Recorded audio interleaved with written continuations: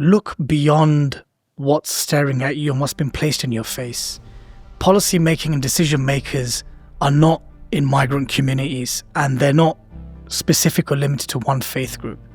I'm asking people of all different political leanings, since the discussion and discourse around everything from the state of Britain to integration to the war in Gaza, Ukraine, it's become so polarized, Peter, that the extremes makes it difficult to have any nuanced fact-based discussion. Tommy, it's crazy that I'm finding myself actually agreeing with him on this specific matter. It is the ruling elite. It's the establishment. It's the decision makers. It's the string pullers. It's those who profit so handsomely from wars, from the type of immigration that we're seeing, from death, from destruction, from destabilization. It is those who are making those decisions that require the accountability that is truly required to bring societal change.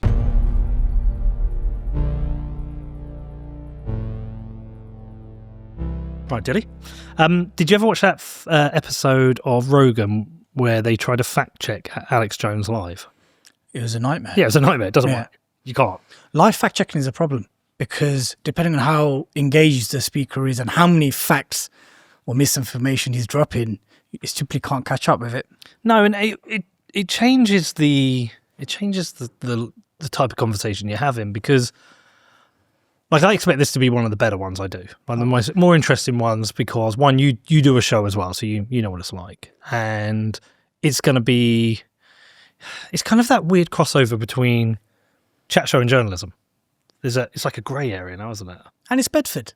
It's Bedford. It's more than Bedford. It's more than Bedford, but I'm thinking we're going to begin with Bedford, and it's a town which is very dear to both of us. Yeah, but that live fact checking, I think, is difficult, and so the way I think about these conversations, these interviews, is that you have somebody there, you bring somebody on, you let them chat openly, people can learn a bit about their personality, a bit about what they're saying, and then the internet does its work, fact checking and discussing it, and then you go to the next place, which is like, for example, following Tommy, it's you and me chatting. This conversation doesn't happen today without me doing the Tommy show, right? I did reach out to you about 7 to 8 months ago. We nearly made it happen. We nearly did, yeah. We nearly happened, but you had half term. I think you were busy, but yeah, I think the Tommy thing initiated this. But that was you wanted me to go on your show. Yes, I wanted you to come to the Blood Brothers podcast. I probably just didn't want to come because I don't like doing, like I said, I don't like being a guest. Do you have any political aspirations? No, none at all. So you're not a public speaker, you don't fancy us? No, this is one of the funny things in Bedford that's been happening is I think there's so much fear now in the country in certain wings of politics. If you're quite extreme politically, and I don't mean extreme, just like if you're very conservative or you're very left-wing, you really fear the other side. And look, I am a conservative at heart, and I'm very critical of the left. I think the left do a lot of wonky things and have a lot of wonky opinions, and I can be straight talking to them. But with what I'm doing in Bedford, I think there's this big fear within some of the more left-leaning people that I'm basically, this is my platform to become mayor or to become an MP, and it will be with reform. That's the fear. And I mean, I've said it. I mean, how many times have I said it? I've got no interest in doing it. You might have a change of heart. Well, look, and again, what I said before, if I thought the mayor job could be done, then I would consider having a run at mayor, but I would do it as independent, which you probably wouldn't win. But I think it's an impossible job. There's going to be, I mean, you're watching the battle now between the Lib Dems and the Conservatives, right? It's crazy. At each other about every issue. And, Tom Wootton is our Conservative mayor. We've got, I can't remember that Lib Dem guy's name. I forget names. No, the new guy is running for it. He was so funny. We came out of our house the other day and he was literally outside our house with a big campaign thing. Find out his name, Con. If he wins, I would support him like I support Henry Van, that's it. But I just don't think he realises how hard the job is. There's so many statutory demands from central government. There's no money to do anything apart from the statutory items. So no, I've got no ambition. To anyone watching Terry, I don't want to become MP for Bedford. I don't want to become mayor. I think it's better to do this, right? Yeah, I think it's definitely more comfortable, definitely in our zone. But these things can lead to other milestones in our life. You're being the interviewer because I'm doing all the talking. Well, I did initially invite you, so we can make a bit of both. We can do it. We could do a bit of both. Man. Let's keep it together. Okay, so look, we are here now because I did the interview with Tommy Robinson. Not because you did the interview. Well, on the back of that. Because he said something on the podcast. Well, so we'll get into that, but also, and I'm sure you've had this. Some people are very upset that I even just did the interview. Can we make it clear that I was not one of them? Hey, listen, didn't he offer you on his show? And yes. You offered a boxing match instead. Yeah, so Tommy invited me onto his podcast back in October, and he did so publicly. And I said, look, Tommy, it's gone beyond that now. You're celebrating kids being bombed in Gaza. You know, we need to have some red lines. I have no problem engaging with either spectrum of politics, far left, far right, Taliban, the current president of Syria, you name it. But there has to be some red lines. And for me, dehumanizing children at a time of famine and genocide is something which was a red line for me. Yeah. So I said to Tommy, what would be better? And it actually might even decrease tensions. If you have a charity boxing match, you have to do a drug test and all proceeds will go to Bedford Food Bank. Well, you'd both have to do a drug test. Well, of course, of course. I think actually hearing you two have a conversation would be quite interesting. I'm sure it would, so long as he could have some decorum about himself, and which I hope he could. He seems to do it with others, so if you can maintain that decorum, I'm sure we can have a conversation. But yeah, so but some people like fundamentally disagree with the idea of the interview happening. They use the term platforming, which, by the way, I don't know what you think of it. I hate that term because it's only a term used when it's somebody they dislike. They say you're platforming them. I think he's a legitimate interview. Do you? Do you have any red lines with regards to who you would interview? It would be more, you'd have to ask me the person. The leader of Al-Qaeda. I don't know who that is right now, but sure. Why not? A Taliban official. Sure, why not? I mean, I've got questions about the Taliban because I do not understand. I mean, I'm going to say to you now, I'm not a hugely religious guy. You probably haven't seen me tweet. I don't know if I've tweeted much about Islam. No. But I don't tend to. You have done about Palestine and Gaza. Yeah, I have. You know, I believe in a free Palestine, this is where it traps like a few of the conservatives because they're like, hold on, you're not meant to be saying that. That's what the left say. And I'm like, yeah, but I do believe that these people should be free, and I have called it a genocide. I quite early on. Yeah, but even that, like my big point on that, by the way, was like whether it's a genocide or not, as defined by who gets to define what a genocide is. The fact that we're discussing it shows something pretty fucking terrible is happening there. For sure. But I don't know a lot about religion. I am a Christian because of my parents, but I don't go to church. I don't know a lot about Islam. A lot of today, will you be probably teaching me? I'll try my best. Were your grandparents religious? Not that I remember. My mum was. She's a devout Catholic. Awesome. I was made to be an altar boy, which I didn't enjoy at all. I'm feeling a drawback to Christianity, but more as to having my own kind of like moral framework, less so than I believe in a God. But I'm not hugely religious, and so I expect today a lot of it will be you teaching me things about Islam or me asking questions. I'll try my best. But yeah, where are we starting? The Tommy issue. So I think. Hold on, you said about. Sorry, let's go back to red lines. Yeah, so red lines. Yes. So people have said, would you interview Tate? Because you've interviewed Tommy Robinson, and I wouldn't. And why is that? I don't find him actually that interesting. I just don't find him that interesting for me in what he has to say. I don't think he has much to. I think there's other people saying similar things in a much more articulate and positive way, and I think there's more interesting people to talk about. So there's people I wouldn't interview because I don't think they're that interesting, or they're just not for me. But I don't know how you draw a red line. because, I mean, what's the worst person you can kind of think of? I don't know. Give me Lucy Letby at the moment. Uh-huh. She's in jail for the murder of a number of babies. So for me, it would be Netanyahu. But I'd still interview him. Okay. I mean, I think he's corrupt and criminal. I think the way the Israeli army has operated is a disgrace. And then for anyone listening, I'm also very critical of people on the Palestinian side. I think, you should find that tweet I put out not long after October the 7th, where I was, because the whole thing confuses me, because I hate this pick a side when there's reasons for both empathy and criticism on both sides. There's no singular view of history with this, right?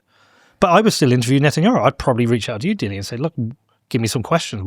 What do you think I should be asking him? Mm-hmm. But I don't think there's no legitimate interviews. I just think there are boring interviews and interesting interviews, but there's no interviews that aren't legitimate. Why is he a red line for you? So I think the vast majority of Muslims, whether in the Muslim majority world or in the West, have a very strong position towards Israel and Zionism.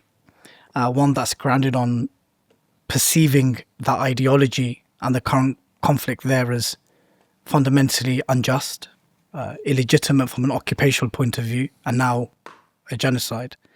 And there's a strong tradition of boycotting. And boycotting kind of it personifies how Muslims and obviously others who support the Palestinian cause is by not giving Israel or Zionists the legitimacy of their claims to Palestine. And I think that tradition runs very deep.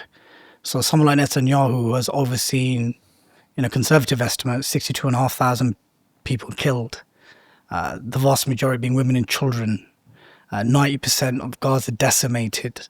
I think the kind of horrific 4K scenes that we've seen, the dystopian levels of violence that we've seen meted out against the civilian population, makes it very difficult, I would say, for most Muslim and principal pro-Palestine hosts to entertain such guests, simply because what are we going to talk about?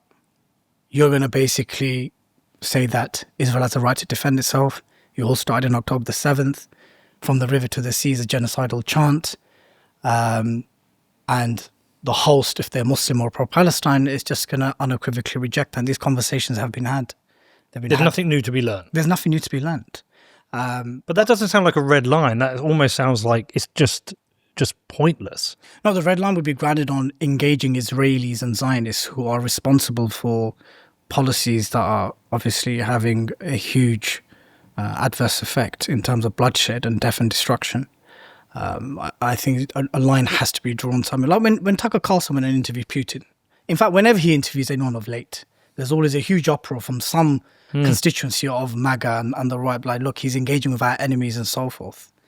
I think when it comes to Israel particularly, and how it's perceived in the wider Arab Muslim world, and even in the global south, it's just seen as, when you engage Israel or Israeli diplomats or Israeli officials, ultimately by engaging, this is the thinking, and I'm specifically talking about Israel here and Zionism. This is not, I'm yet to experience this type of thinking being applied to others. It's that you're going to give legitimacy for pushing propaganda about why Israel has a right to exist in that particular land, and the historical political context in which resulted in mass Jewish migration to a land which was ultimately foreign to them. These were European Jews that arrived there post-World War II, and to have those conversations, for them it would be anti-Semitic at its core, and for us it would be just discussing history as it is. So yeah, I think red lines, and they're red lines for this very reason, that they have to be very, very kind of like defined. It can't be applied to most guests, or else you won't have a show. But yeah, I think sometimes we would draw a line. Whether you think that the guest is boring or they've got nothing to offer, in the case of yourself and Tate, or whether it's just simply not giving a platform to further legitimize the talking points of something which you at core believe is incorrect and unjust. The Humble Bee, a keystone species crucial to the survival of Earth's inhabitants. Here's how things would look if bees vanished. And here's how they'd look if humans vanished. But imagine if instead we became a keystone species by doing things the right way, by taking responsibility for our actions and becoming the solution. Iron mines the world's most responsible currency the right way. Because the future depends on it.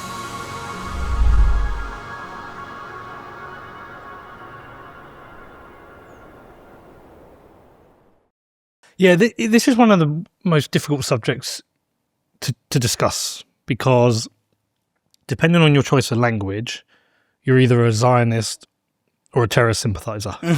It's very hard to find a middle ground. So this was October 7th.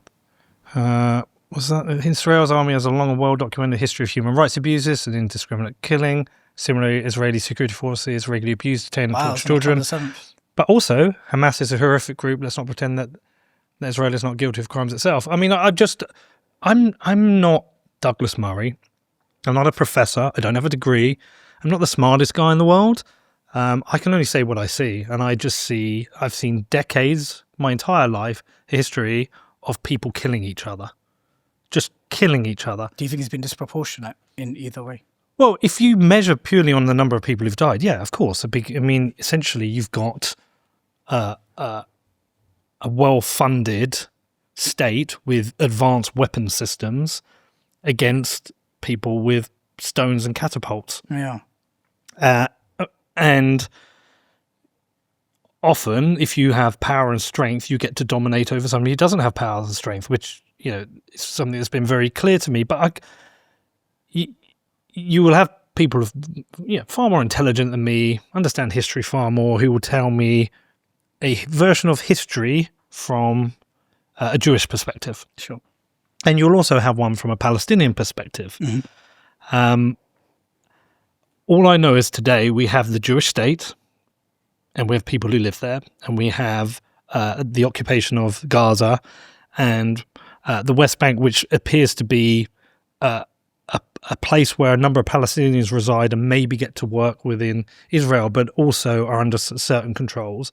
But I just see a lot of death. I see a lot of death and a lot of killing, and I'm not here to give the answer. I'm more here to represent the voice of a normal person who doesn't want to take any kind of ideological position and just go, this has been decades of people killing each other. It's fucking terrible. Like, I don't want to pick a side. I just want people to stop fucking killing each other. I think people should be free. I think the Palestinians should be free. I think they should be free from what is essentially a prison. I think they should be free for their children to have a future. They should be able to build businesses and trade. They should not be bombed to the extent they've been bombed, and they should have a country of their own. See, that would be a controversial statement to many Zionists. Yeah, right now, and I will probably have. That would be a controversial statement for many Zionists. Yeah, no, and I will have people now attacking me for saying that. You either pick a side or you get everyone attack you, and I don't like war. Like most normal people, I don't like war. I don't like people killing each other. You will never hear me give any sympathy to Hamas, but I can understand why people, if you see missiles coming over and you see your family blown up and your building blown up and you're pulling babies out, I understand why people get angry and want to fight the Jewish state. Also, on the side of the Jewish state, I understand that, wasn't it today 4 people were shot in the bus? 5 people were killed in the bus. It's just killed back and forth, back and forth. I mean, where are we going with this? What I do fear, what I think the natural conclusion to this is eventually there won't be a Gaza. It will just be become part of Israel and it'll be redeveloped. Do you think Israel has, your personal thoughts, do you think they could potentially seek beyond the borders of Gaza and the West Bank?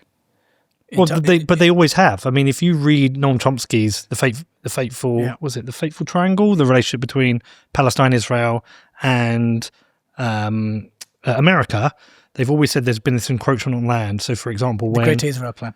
Well, yeah. So when for example, when they put up the kind of border barriers, that wasn't within Israeli land. That went across into what was considered Palestinian land. And would cut off maybe someone's orchard or someone's farmland. Like I'm aware it's happened, but I don't want to be the guy who's interviewed on this because it's not my area of expertise. All I know is I just see people killing each other over. Dave Smith is one of the best speakers I think on this. He's really good fun. I mean, and considering his background, well, he's Jewish. Jewish, stand-up comedian. I think comedians in the last 22 months have really come up in providing a different way of discussing this topic.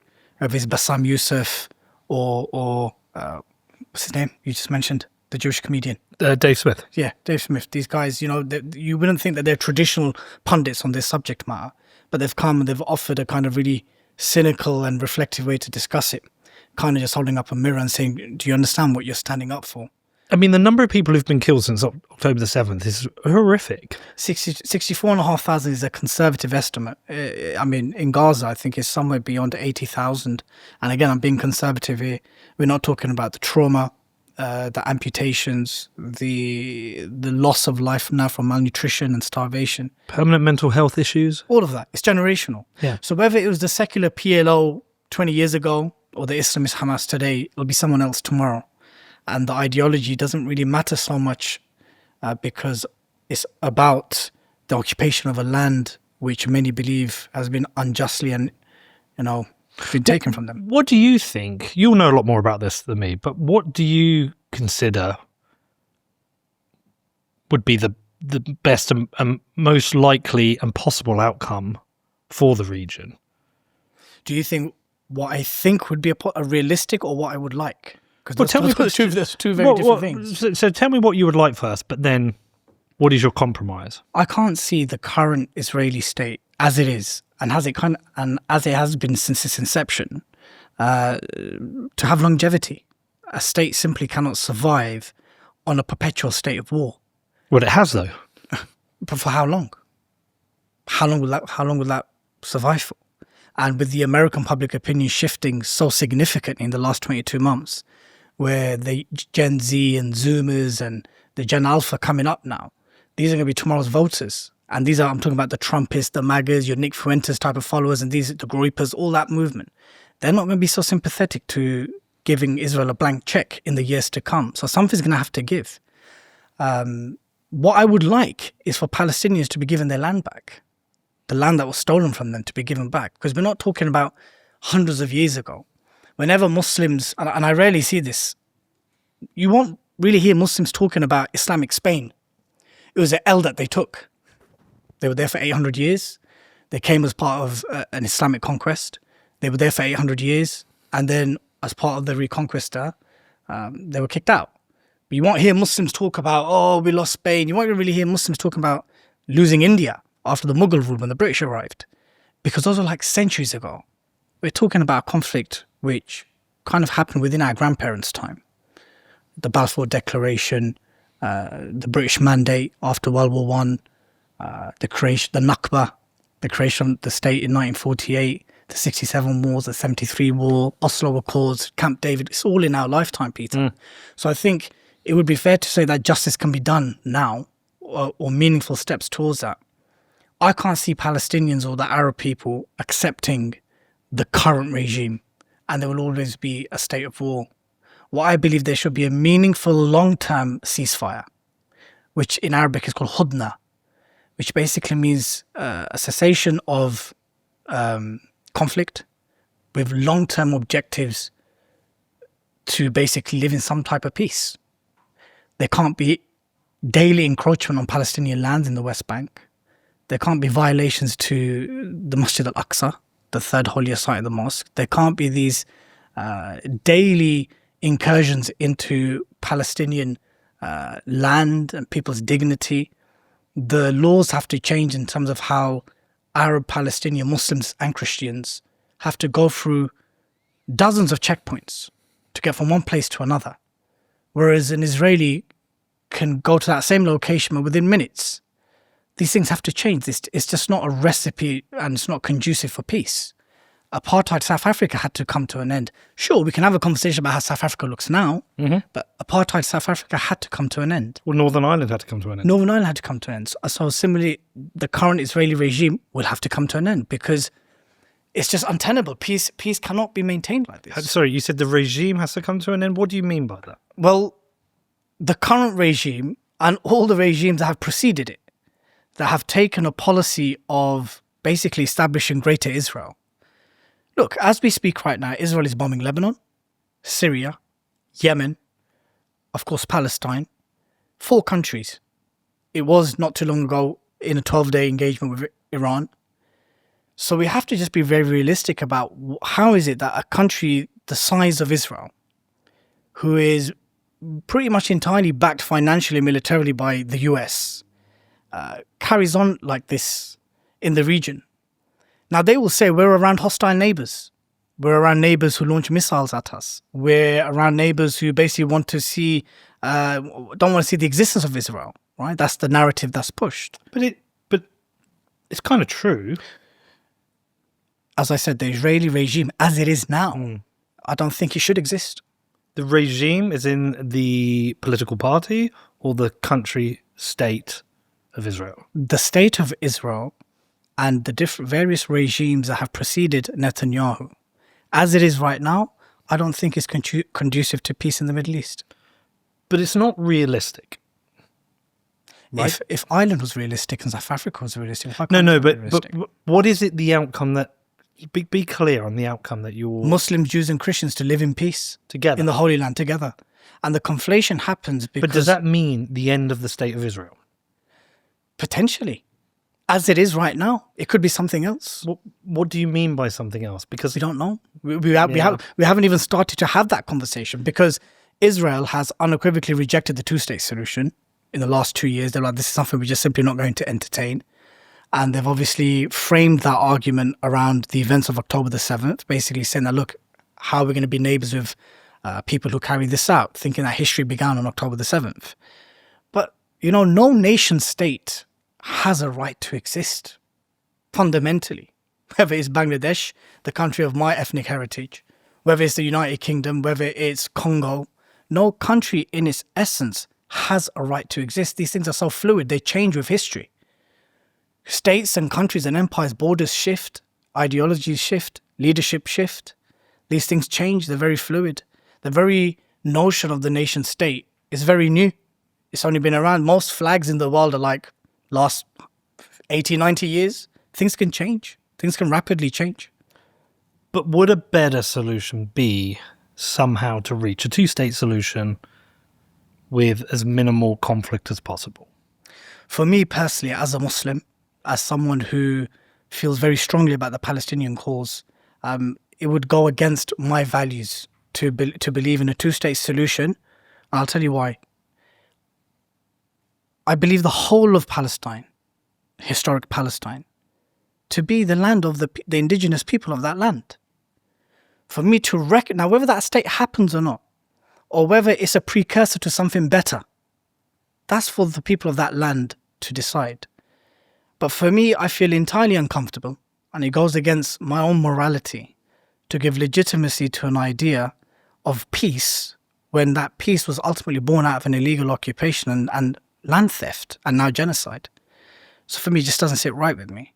I believe what is more realistic and what's more probable is Hudna, a realistic long-term ceasefire, a cessation of violence on both sides, to give time for leaders on both sides to emerge, to think about more of a practical roadmap for peace.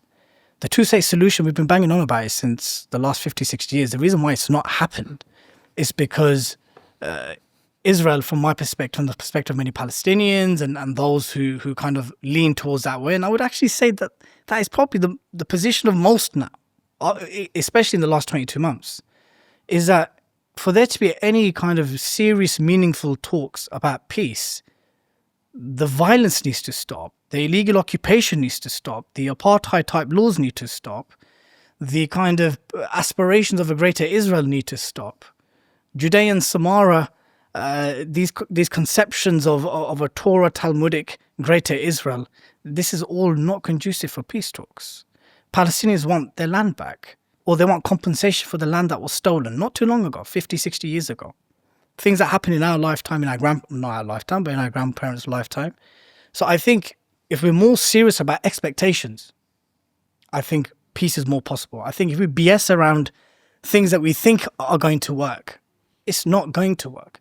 Explain to me, how is it that the US, irrespective of whether it's Trump or Biden before him, think that peace can be achieved in the Middle East when you are giving that blank check to Israel every year of American taxpayers' money? When you are giving them the weapon after weapon to carry out that genocide? One of the reasons why Palestine Action, a group that's been recently banned, was because they eventually ended up targeting an RAF base in Oxfordshire. Yeah, they damaged them, didn't they? Yeah, damaged 2 warplanes that were used for reconnaissance and were assisting the Israelis. That's what the claim was. So I think people in the West, voters, white Westerners, non-Muslims, I think they're slowly waking up, and they're realizing that there's an unhealthy proximity between our respective governments and the Israeli state.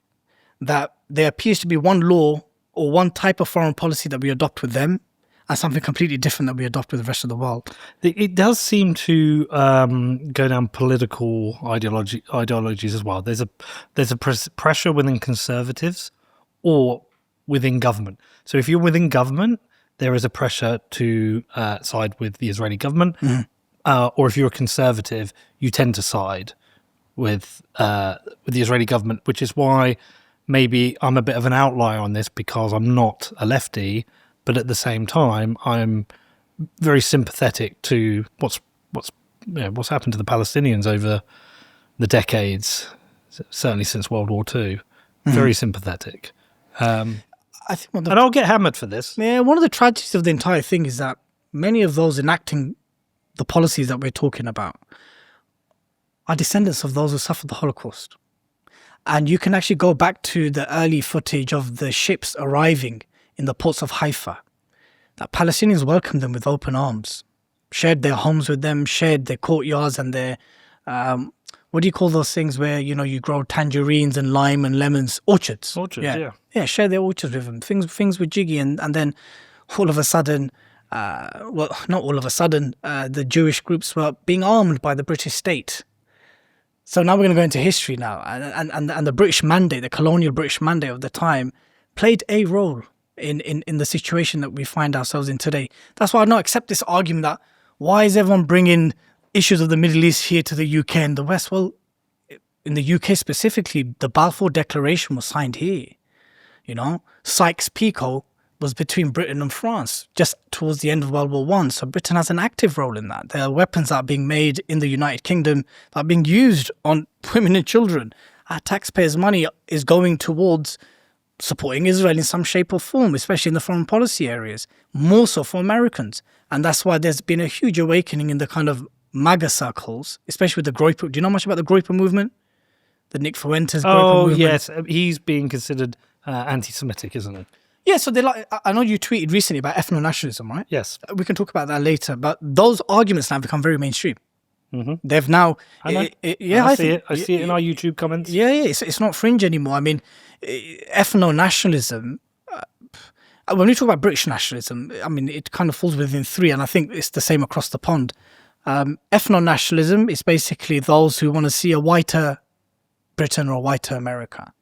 Then you have Christian nationalists who basically have a pan-Christian understanding. So we're against all immigration, even Christian non-white immigration, but white Christian migration is cool. So it's kind of an ethno-nationalism, but grounded on Christianity, but also quite racial. And then you have civic nationalists. I would put Tommy into that category. I'd put Reform into that category. But even the kind of ethno-nationalist talking points have entered those circles now. So whenever you hear about the demographic shift of Europe or the UK, how white people are being replaced or like they're being outbreeded and stuff like this, these are ethno-nationalist talking points that are now pretty mainstream within right-wing circles. And they tend we should come back to that. I just wondered, is there a contradiction in your framing? Because on one hand, you said the idea of the nation state, there's no inherent legitimacy for a nation state to exist. You said borders move, borders change. Yeah, things are fluid. Things are fluid and things are changed. Then why wouldn't I accept the two-state solution? Yeah, and why wouldn't you therefore accept that there is the state now of Israel? Borders have moved, and therefore that's now there's enough legitimacy for that to exist. That there seems to be a contradiction in your framing here. I think those are two separate things. They're not mutually exclusive. So to accept that nation states or any nation doesn't have an inalienable right to just exist. Yeah. These things form as a result of war and historical events and various kind of things that are happening on the ground and so forth. But to say that because of that principle I have to accept the two-state solution or the state of Israel, it's not necessarily the same thing, because those borders can still change. I want those borders to change. I'm part of a movement that wants those borders to change, so I can't accept the current borders. But there is a contradiction. There is a contradiction there, because, and the problem is borders do change, and they seem to always change with conflict. It's always with conflict, and so if we want to end killing, into conflict, there has to be almost acceptance on both sides that a nation state needs to exist and borders need to be respected and protected. And I'm not against all those things. I guess what I'm saying is that for me as a Muslim, yeah, and as well as someone who's trying not to speak on behalf of the Palestinian people, because there's even a spectrum of opinion there between the Palestinian Authority and Hamas and the more kind of Islamist inclined factions. What I'm saying is that to accept the current situation is something I cannot accept. I morally cannot accept that. Even if it meant peace, if there was a proposed two-state solution. Okay. But this is it's a recycled, we've been here so many times before, there's no meaningful effort towards that. Israel has unequivocally rejected that. Of course, but if there was? Of course, a two-state solution now is better than what the situation is now. If you're asking me that's now you're giving me a kind of a better or worse kind of situation. Of course, a two-state solution where Palestinians have their own right and dignity to move freely and have their own kind of state apparatus and so forth. Of course, that's better than a genocide and an increasingly illegally occupied West Bank. But would that mean you could come to terms and accept the existence of the Jewish state and come to accept that also that Jewish people living there deserve to live in peace? I think Jewish people living in peace, and I actually spoke to many rabbis with regards to this, Pia. They are very frustrated with the conflation between Jewish people's right to survive, exist and thrive with the entity of Israel and the ideology of Zionism. We need to kind of make that distinction that not all Jews are Zionists. Most Jews are. No, I've seen rabbis protesting against the war. Yeah, loads, right? And they're kind of either Hasidic or they're very like liberal and left-leaning. They vary. So I think we need to not conflate Jewish or Jewish people and Judaism with Zionism. No, I'm saying the Jewish people who do live in Israel. Yeah. Do they deserve to live in peace? Of course they deserve to live in peace. But they need to also understand that them living in peace can't be at the expense at the bloodshed and the oppression of Palestinians. What type of living would that be? Yeah, but that's not how I framed it.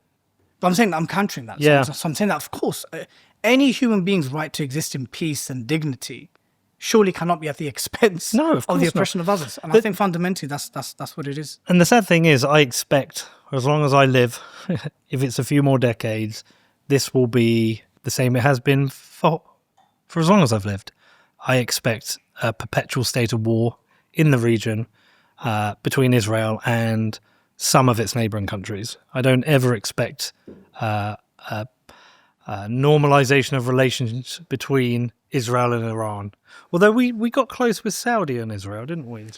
Yeah, I mean... Very close to October the 7th. Yes, and some have said that the kind of thinking behind, Hamas's thinking behind that was to obviously disrupt that. By the way, the normalization idea is something that's not really popular in the Arab Muslim world. Peter, look, we just have to be brutally honest.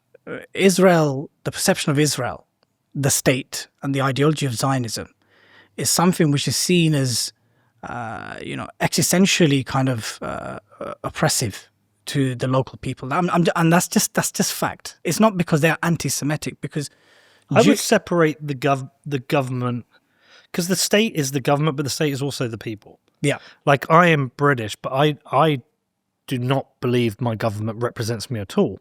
And you're saying that in a secular liberal democracy, in the case of the Arab Muslim world, there's very few secular liberal democracies, so they're not really representative governments.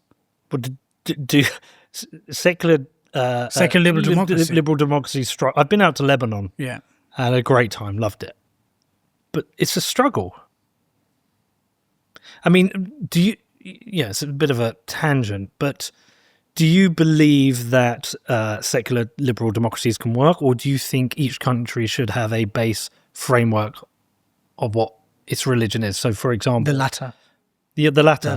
Do you believe... So, for example, I was looking at Pakistan. I think Bangladesh is similar. In Pakistan, you can only be president if you're Muslim, and they only hold 10 seats in parliament for minority religions, and that's to ensure... I'm not sure about the specifics, but I'm pretty sure Connor can check that. But those type of setups exist. Because then it remains fundamentally an Islamic country. I mean, I wouldn't call them Islamic, but Muslim majority countries, Muslim majority country. Yeah. I'm very careful with my terms. I'll tell you why. Because for me, for something to be Islamic, its reference point and its basis has to be Islam. And I don't think the vast majority of Muslim nation states qualify as that. Most Muslim majority nation states today, and there's about 50 of them, the vast majority, they're secular states. Islam might be mentioned in their constitution. It might be mentioned in other parts of marital law, inheritance law and stuff like that. But otherwise, they operate within the frameworks of global capitalism. They work within the framework of what is acceptable under international law and stuff like this. And why I'm saying that the entire basis of their countries, it's the kind of what was left to them after the previous colonial powers, after the British and the French left many of these countries. That was the kind of setup that they left. And it was the thing of the time to emulate the leading nations of the time, right? So if the leading nations of the 20th century was the West, naturally the states that had kind of got independence would want to imitate those countries. Whenever people say to me, forgive me for the digress and the tangent, but it's related. Oh, well, can we build a church in Mecca? Well, obviously not, because Saudi Arabia never claimed to be a secular liberal democracy. If they claimed to be a secular liberal democracy that believed in, mutual tolerance, religious freedoms in the way we understand it here in the West, then I can understand the hypocrisy. But they don't. It's an absolute monarchy, right? No, I understand. So why can't we build a church in Afghanistan under the Taliban? Well, that's pretty obvious, because they don't claim to have that framework. To say that you have religious freedoms the way it's understood in the West, where you can build churches and do this kind of stuff. So why hold a country to a standard which it doesn't hold to itself? No, I agree. But do you think a secular liberal democracy can work? Do you think you will always end up with religious conflict? I think secular liberal democracies and the nation state is a distinctly European experience. It was a European experience that was born out of the oppression of the church. And actually, many of the founding fathers of the Enlightenment, if you think about the basis of why they were having these discussions, it was laudable. They wanted to think freely. They wanted to have conversations that were heavily censored. They did not like the oppressive shackles of the church, the way it was manipulating text and dogma and, taking money from the people and all that kind of stuff. Very laudable, very praiseworthy. But what ended up happening was, what I felt over the course of time, was a total abandonment of tradition, a total abandonment of what was sacred and what kind of held the very fabric of Christendom together. But that experience wasn't the case for other societies and other civilizations. So I think what happens is that a fair amount of European thinkers and commentators, they try to impose the European experience of democracy to the rest of the world, and it doesn't work. Never works. It doesn't work. Yeah. Nation state, secularism, liberal democracy, these are distinctly European things that are part of the European tradition. And it was relevant and it succeeded because of its very distinct struggle with its religious authority. The Islamic civilization was completely different, in the sense that it didn't have a kind of tension between religious authority and free thinking. And I know that sounds crazy, but if you think about the golden era of Islamic civilization, whether it's Islamic Andalusia or Abbasid Baghdad or Ottoman Istanbul. These were the centers of thinking and learning for many times, right? So therefore, Islam's issue was that, or the Islamic civilization's issue, I felt, was the rise of the European powers in terms of their colonial aspirations, in terms of finding the new world, an accumulation of huge wealth, modernizing their armies, modernizing their navies. It's just a case of sometimes one civilization is running the show, someone comes along who's stronger, and things just change. History's fluid like that. But the experience... Isn't that what's happened with Israel? No, because Israel is... I'll tell you why. Because first and foremost, that's pre-modern times we're talking. We're talking about a time now where Israel as a country, as a state, was formed after World War II because of what happened to the Jews in Europe. So the issue of anti-Semitism was a European problem, which many feel was exported to the Arab world. I'm like, hey guys, there's a thing called Zionism. This is the promised land to the Jews 3,000 years ago. And guess what, Palestinians, you're going to have to put up with it. Boom, there you go. They could have given them a chunk of Germany. Those who actually perpetrated the Holocaust. Why did the issue of... And by the way, Jews have historically always been expelled in Europe from one country to another. I think between 1290 to the 1700s, there were like dozens of cases of pogroms and expulsions of Jews within Europe. You'll struggle to find that in Islamic history. Yes, there were conflicts at times, but generally speaking, after the Inquisition, the Jews went and settled in the Ottoman lands. So the reason why Israel is different, Peter, is because the context in which it was born, the context in which that state was formed, was so unnatural in that it was decided in Europe as a result of a European genocide that was then placed in the heartlands of the Arab Muslim world after the defeat of the Ottomans in World War I and then after World War II. And now we have the problem that we have now. When you look at the history of many European states today, even the Eastern European, Central European, they can kind of root their history back centuries, if not over a millennia, right? Jews have always been in that holy land. You know, if you look at the Abrahamic tradition, Jews, Christians, Muslims, we come from the same lineage, right? And that's Abraham. And then we kind of split between Isaac and Ishmael. So the question isn't about, do Jews have a right to exist? That's outrageous, preposterous. They have a right to exist, have a right to worship. And if you were to compare history between, and that's why I find the term Judeo-Christian laughable. Because if you compare history, Christians have, over centuries, expelled Jews far more frequently in Europe than the Islamic civilization has. So for me to accept... Why? There's various reasons. I think some have some historical legitimacy. Others are grounded in conspiracy, anti-Semitic conspiracy. Obviously, there's the obvious thing that many Christians, particularly the Catholics, would believe that the Jews conspired with the Romans against Jesus, against their God. I think the issue to do with usury. I think there's obviously anti-Semitic blood libels, which are genuine blood libels, and there's some things which are quite genuine. Things to do with that Jews are subversive and they want to take over Europe and they want to cause issues and, you know, subjugate people through loans and stuff. These are mainstream talking points. But these not now. just anti-Semitic tropes. A lot of it is. A lot of it is. But you can't take away from the fact that medieval Europe had a certain perception of Jews, which was grounded in that they were seen as the killers of Christ and the conspirators against Christ. And that's not something that's that historically debatable, really, because the rabbis of the time of Jesus were not big fans of him. And there are parts of the Talmud which basically say that Jesus is boiling in excrement. So considering medieval European Christian kings to believe that, you kind of understand why at that time they did what they did.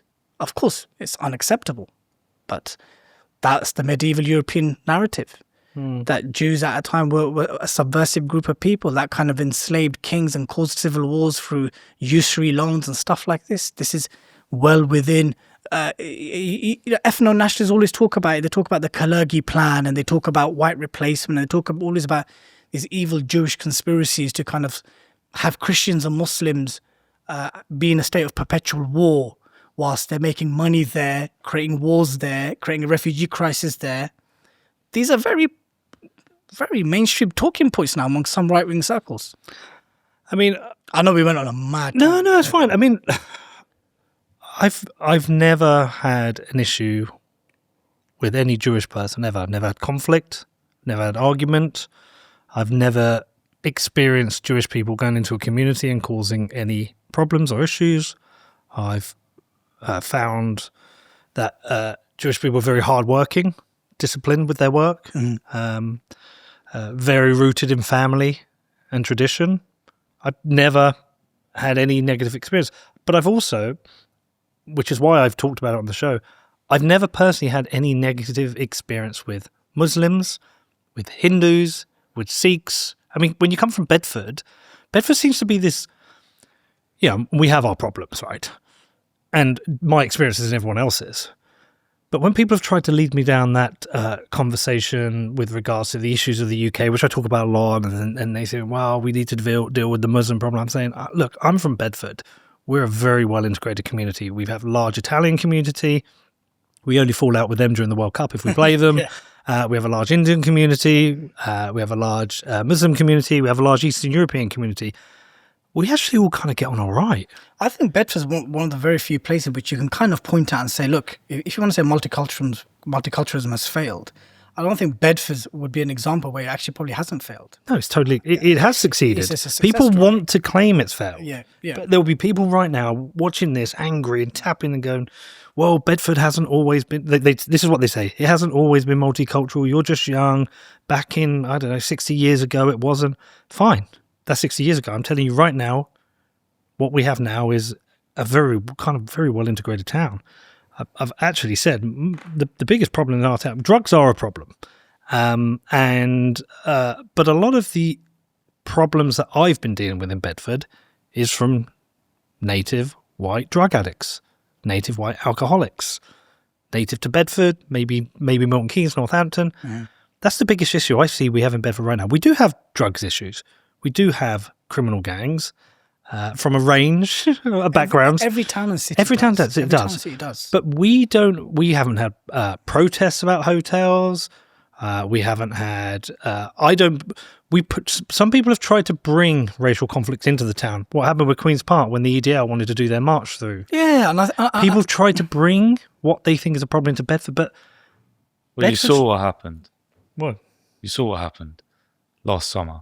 Yeah, everyone came out together, and it was a mixed community, and everyone stood on. I sent your dad the video. I was the one that organised that. I was one of the main organisers of that gathering. 500 to 600 people came out, Muslims, Sikhs, you had Irish lads, you had mixed race lads there, and they came out. And I remember I was telling you on the phone when you were on the phone when you were in the car with your son last weekend. I was saying to you, we went round and we told all our Eastern European neighbours and the old Italians and the church said, look, don't worry, we're going to be here. Nothing's going to be. We protected the church. We protected the Sikh temple.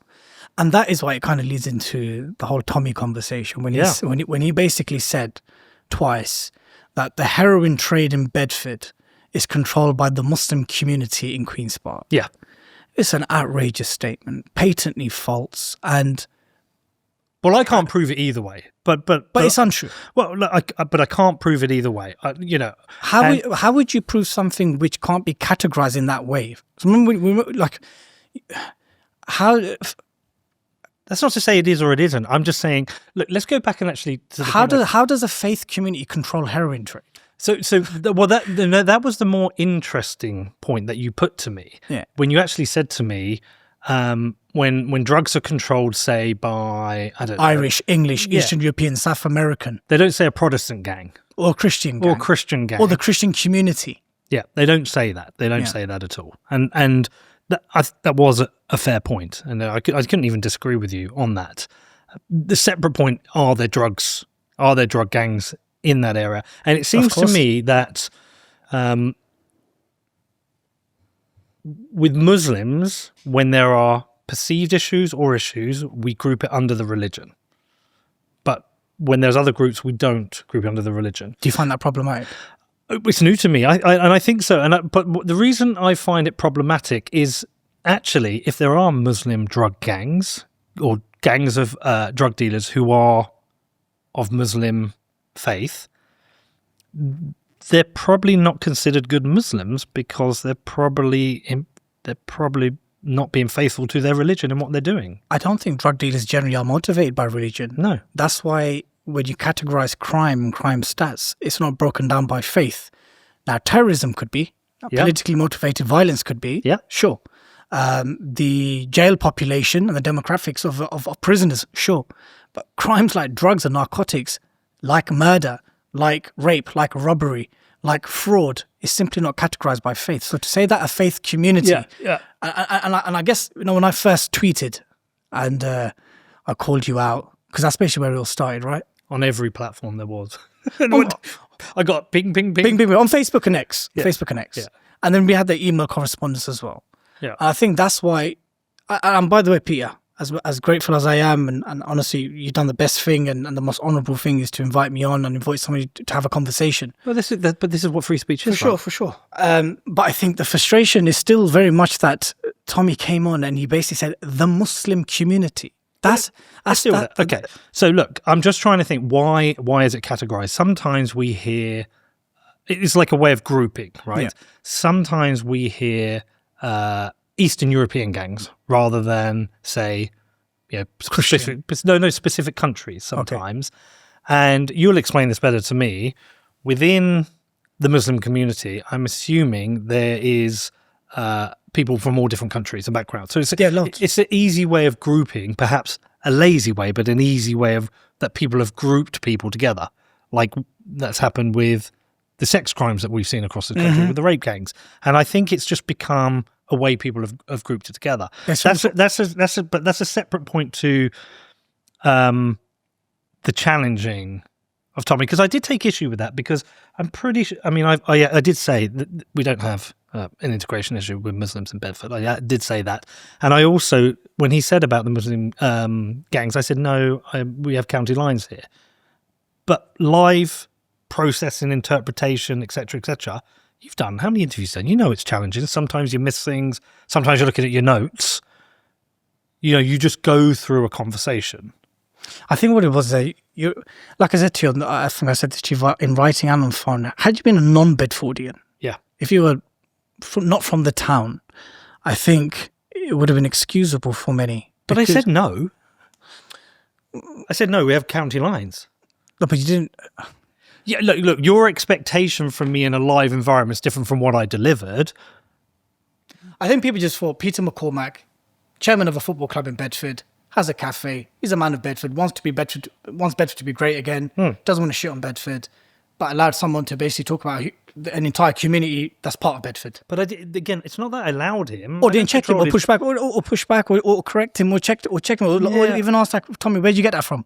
Yeah. It's a huge bloody statement to make. You did look that up at the time, didn't you, Con? I did. It's very hard to find. Do you know why? Do you know why it's hard to find? It's hard to find because crime is not broken down to faith categories. No. Although we did find examples. No, we looked across Bedford afterwards. We spent some time and we found it across all areas of Bedford, across all different races. There you go. We found it. We did.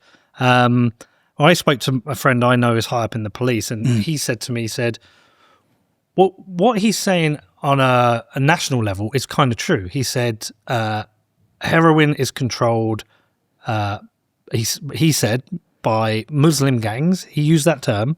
And he said, but it can be from a number of different countries. It could be Turkish Muslims. It could be Albanian Muslims. It could be Bangladeshi Muslims. And he said that's natural because of where it comes from in the world. And he said Ket and cocaine is controlled by European white gangs. And so he used white for the European gangs and Muslim for... It's the way it's been categorized. Yeah, I remember we were texting each other when that happened, and I was like, would he have used Christian to describe the South Americans, the Irish, or the English, or I wonder, or the West Indian gangs? Most West Indians are Christian. So, like, we're going to call them Christian gangs? What is a better way of categorizing it? It's maybe not racializing it at all, or putting religious markers at all. No, but how? Like, how would you describe... Like, you can say a Pakistani firm, a South Asian firm, an Irish firm, a mixed gang. Yeah. Do you not think we should track, just in case we did see variations in numbers, and then we would be like, as a nation, right, that doesn't align with us, we don't want that. What I would say is that to use religion as a marker for particular crimes, you'd have to ground it on, is there a justification or a motivation on religion? Yeah. I.e., is this organized criminal group, are they doing what they're doing because their religion has somehow justified it, motivated them? If no, then why should it be used as a marker? No, look. If it's just a lazy way to categorize things, okay, fine, we can just find better ways to categorize things.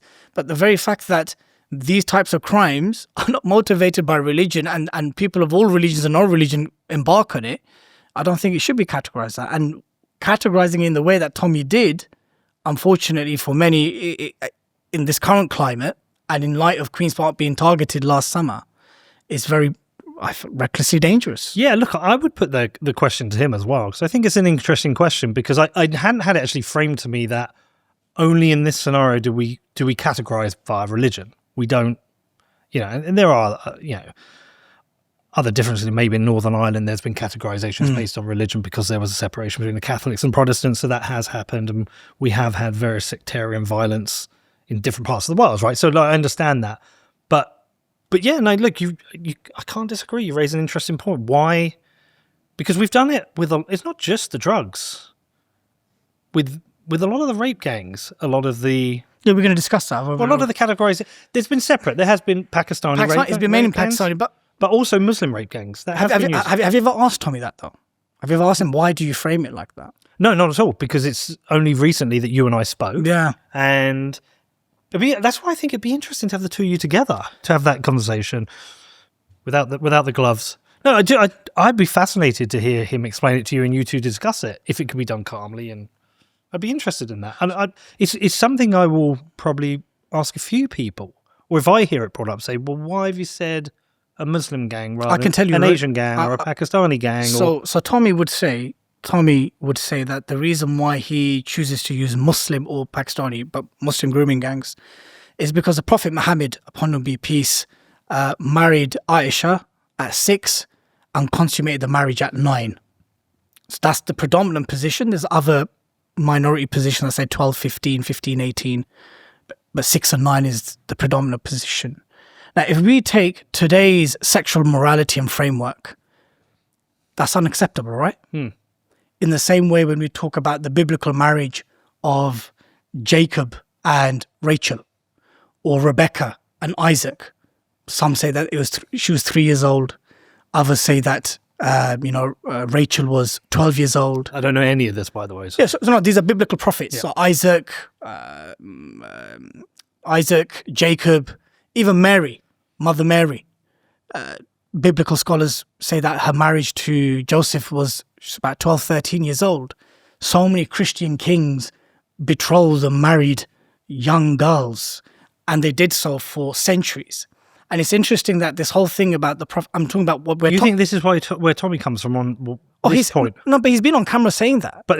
So you think he uses Muslim drug gangs because of this? No. I'm talking about the grooming gangs, because he's talking about the grooming gangs. Yeah. So the grooming gangs, certainly, he has said it on multiple platforms, that if their Prophet married a 6-year-old and consummated that marriage at the age of 9, and he's supposed to be the best example for all Muslims, of course, the natural trajectory would be to then sexually abuse young girls. He said that on multiple platforms. But what I'd posit back, and it's very easy to just address this issue, is that if that was such a huge issue, there's been over 1,000 years of civilizational wars between Christendom and the Islamic world.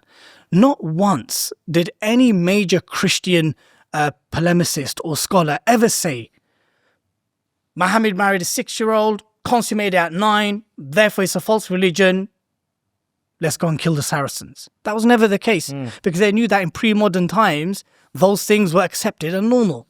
So I want to get back to to talk about the rape gangs, but Connor, didn't in the interview, Tommy actually, I think one of the things Tommy actually said, though, there was a plan to poison. Yeah, so he's a chemical jihad. Chemical jihad to flood Britain and target white non-Muslims with drugs. Yeah. So I posit back to... Yeah, no, I just want to know the detail of that. Can you look that up, see if you can find anything on that? Yeah, he said that on a few platforms. He even mentioned like gangs like the Gambinos in Luton and stuff like this. How does anyone ensure that drugs never reaches a Muslim and only reaches a white non-Muslim? I'm pretty sure drug dealers don't care who their customers are. Thank you very much. Thank you very much. It's a business. It's a business. They couldn't give a rat's. They couldn't care less who's buying. The point of the matter is, if a high chain supplier is giving only exclusively white drug dealers the drugs, how are you going to ensure that he's not going to sell it on to a Muslim? So Tommy's that thing falls flat on his face. But where does that chemical jihad thing come from? It came from Tommy. Only? What, he made it up, or is it? Well, it started from Luton. It started from what he observed. He believes that Muslim gangs in Luton and across the country are basically flooding Britain with drugs to basically do this chemical jihad. And it's just... I think drug dealers are just people, they're businessmen. They're businessmen. Money comes first, business talks. But just on this thing Anything on that, Con? He's looking.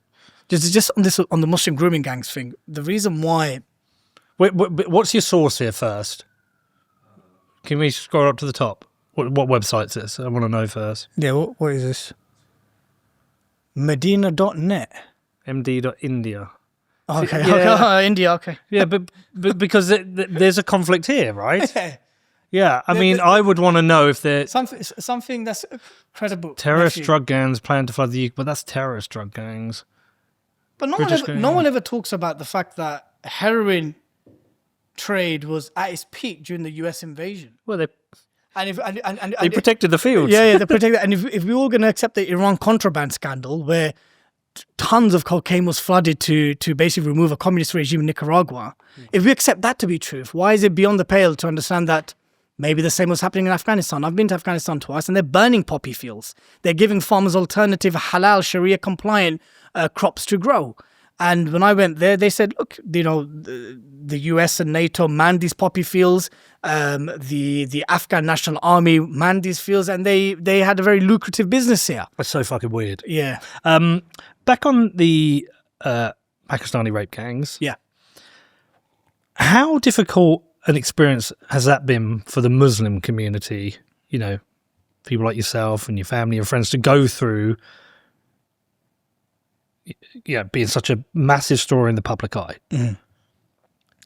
Do you mind if we just kind of wrap up the Tommy thing? Because I don't want to... Yeah, wrap up the Tommy thing first. Go on. So, I'm going to come back to that, though. Okay, cool. I've got other questions on Tommy. But that's fine. But the whole Tommy Bedford thing, I think, Peter, what it was, I think Muslims and many non-Muslims just thought that Peter, being someone from Bedford, would have pushed back. Well, like I say, I think I pushed back because I'm pretty sure we checked the transcripts. I said, no, I think it's county lines or something like that. But, you know, all I can do is go and interview him again and say, look, I see, not that I see I just, there's no evidence of this. And I actually think the more interesting question for him is, why categorized by religion? Yeah. And if he says chemical jihad, well, where is the evidence? Thank you. You know, show me that. But I also say, look, when people, you know what's really interesting on that? I must have had about 10 people say to me, look, I watched your Tommy interview. By the way, a lot of people actually enjoyed it, but also said, enjoyed it, but, you know, you didn't do your top 5.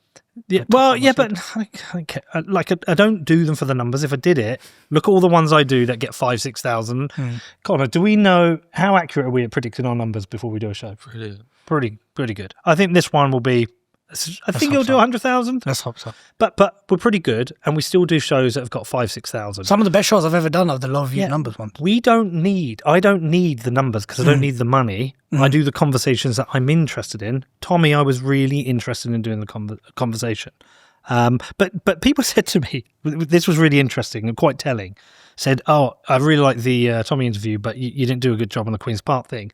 And I always asked him one question straight after. I said, did your criticism come at the time when you watched the interview, or because you saw somebody post something on Facebook?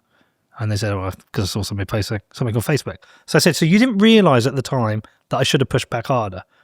And they said, no. And I said, well, sometimes that happens in an interview. Sometimes you're trying to process what they're saying, but sometimes you don't process. It's coming in one ear. You're thinking about your next question. You just go through an interview. And I'm sure you've had criticism. Well, you've had direct criticism of not being pushing back. Yeah. That happens. That happens sometimes. But I have like anyone who knows me, I've got no history of racism. I've got no history of issues with anyone in Bedford. Well, actually, maybe some of the lefties. But and your women's team training Queen's Park, right? Yeah, my women's team training Queen's Park. Have they had any hassle? No. No, none at all. In this epicenter of heroin trade in Bedford? I would happily go down to Queen's Park, come down and see you. I don't have any fear for myself. My whole childhood, I grew up in Kempston, but I went to Bedford Modern. Okay. So what way do you think I went to school? Through Queen's Park. I used to buy my cigarettes there. But I used to go through there. I've played football in Queen's Park myself, in Allen Park. I know Queen's Park very well, okay? All the more reason, then you should understand why many are upset then. Yeah, but what I'm saying to everybody is that if you've never done an interview, you have no idea what it's like in the situation, not processing things. I'm going to get criticism for this interview. You definitely will. People are going to go, he was telling you a one-sided story of the history of Israel and Palestine. You should have pushed back on this. I do 3 interviews a week and run 5 companies. It is impossible to know everything about everything. And sometimes when you're doing an interview, something just goes through you. But I'm a Bedford man. I support Bedford people and I support the town. And if I interview Tommy again, I'll push him harder and say, look, Tommy. But I think the two of us should do it together. I'll leave that. All right. So listen. Grooming gangs. Well, yeah. So I mean, how difficult has that been for you as a Muslim to experience and go through? So look, because that was also connected to religion, of course. And again, I think it's a very problematic framing because when you look at child sexual exploitation and child sex crimes, that type of depravity exists amongst all people. Sure. Irrespective of race or creed. It's just predatory behavior and it manifests differently amongst different people. Yeah.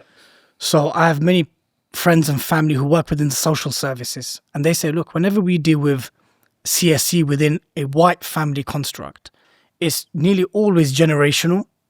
The one perpetrating it has been a victim of that abuse themselves.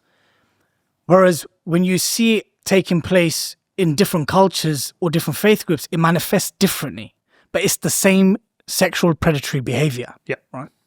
Now, with regards to the whole, initially it began as Pakistani grooming gangs. Now it's more Muslim grooming gangs. It's a term that's become very popularized and it's kind of become synonymous even with the migrant debate. It has, sadly. When you now talk... Well, the crossover being is, I haven't heard it with the conversations regarding immigration being about Muslims. I've heard it about people coming into the country, we don't know who they are, who their track record is, and there have been incidents of people who've been housed in hotels and they've gone out and they've committed sexual assault. It has happened. 100%. But I haven't seen that attributed to Muslims. I also think that the conversation has been predominantly Pakistani rape gangs and not Muslim rape gangs. I've heard people use the term. I'm not sure if I've used it myself. Tommy uses the term. Yeah, but that's Tommy. But my question isn't about Tommy in this. My question is... I'm saying it's a very popularized term now. Muslim grooming gangs. Yeah. Yes, it was initially Pakistani grooming gangs, and now Muslim grooming gangs, it's become a very common term. And again, whether it's a lazy way to just categorize criminals who come from a particular faith group, or to just say that, look... But they were targeting young white girls. They weren't targeting Muslim or Pakistani girls, right? So one thing I would posit to viewers and listeners is that if it wasn't white, vulnerable girls at YMCAs and at housing shelters and outside an off license or in a park at night, if it was, let's say, black girls, Indian Sikh girls, Muslim girls that were vulnerable and available to these predators, these criminals, they would also attack them. And I'm very sure that, and they have actually, many of these sexual predators have also committed crimes against girls from other race groups. So what I would say is that when they have gone out and carried out those heinous crimes, and by the way, you're speaking to someone who believes in the capital punishment. Okay. Yeah, so I believe in the reinstatement of capital punishment.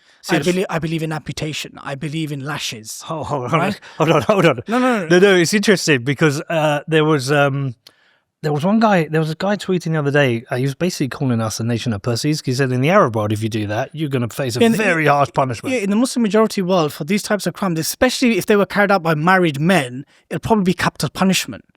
And so therefore, I don't need to be convinced about the seriousness of this crime.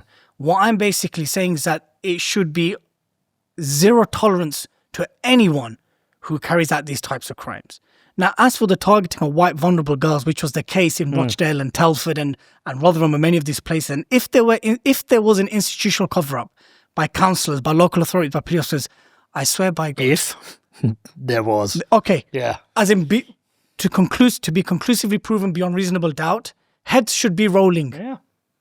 And dare I say, not even metaphorically here, in an ideal penal system, from my moral faith view, they should be facing the harshest forms of punishment for Get that. on with Rupert Lowe. Yeah. Have you seen it? Yeah, so Rupert supports the reinstatement of capital punishment. Yeah. So I don't need to be convinced or someone doesn't need to tell me about how serious this issue is.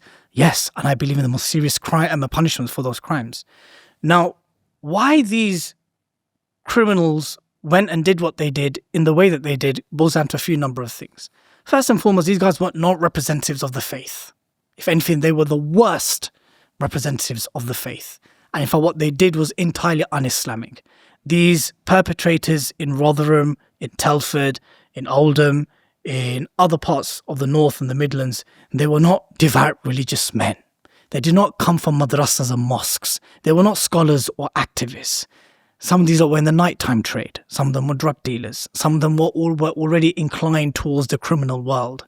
There were various methods applied by these criminals. They used the lover boy method. They'd basically love bomb a young girl, treat her with the most basic of things like food and stuff like that, and then basically lace them with drugs and alcohol and pass them around in a very organized way, right? Did they target them because they were white? I would say that they target them because they were available. So there's no correlation. I would say that because the white girls were available in that particular context, they did what they did. And I believe that if they were girls from any other race that were that vulnerable and that available to abuse, they'd do the same. It's very important that you don't lose this, okay? This is your inheritance through Bitcoin. Let Bitcoin rip. Don't rip up your Bitcoin. Set up inheritance with Casa.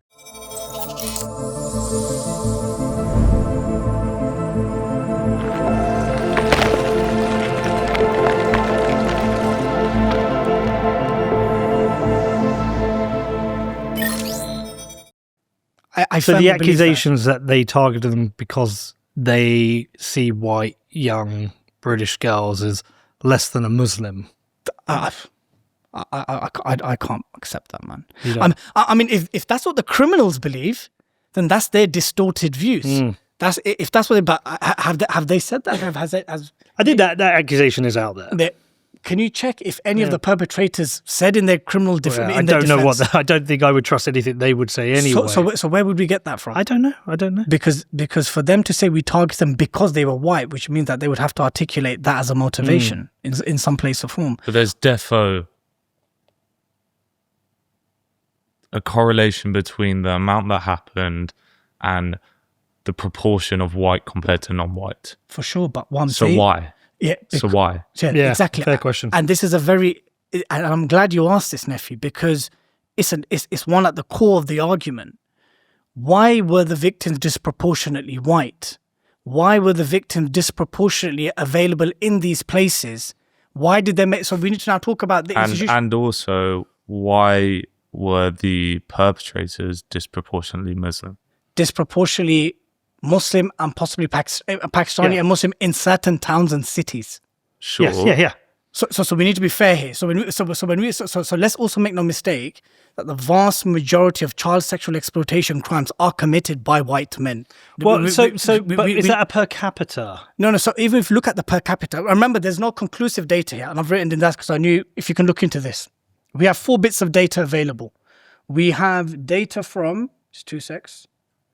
We have the Home Office data from 2020. We have the CSA Centre, who basically said that 88% of CSE crimes are done by white men, whilst making up 82% of the population. But they themselves said that was not an accurate reflection. Well, they weren't collecting the data though. At some point, that was one of the problems. We need to collect the data. Yeah, but what I'm saying is, in the absence of data, we can't make these conclusions so outright. No, but they. Yes. Okay. Look, there are gangs of white gangs who are perpetrating sex crimes on young people, paedophile gangs, rape gangs. We know that exists. But one of the issues with the data originally is they weren't collecting data. They weren't collecting racial data. They weren't collecting religious data. So that was one of the issues, is that they weren't. But So in the absence of that data, would it be fair to make such conclusions? well, but that was, sorry, just to go back. That was one of the findings in one of the inquiries. The Louis Casey Yeah, report. they weren't collecting that data. There was a fear of collecting that data For being perceived as racist. for being perceived as racist, and I think that data should be collected. yeah, But I think that data should be collected, and we should draw correlations and causations between, if there are any.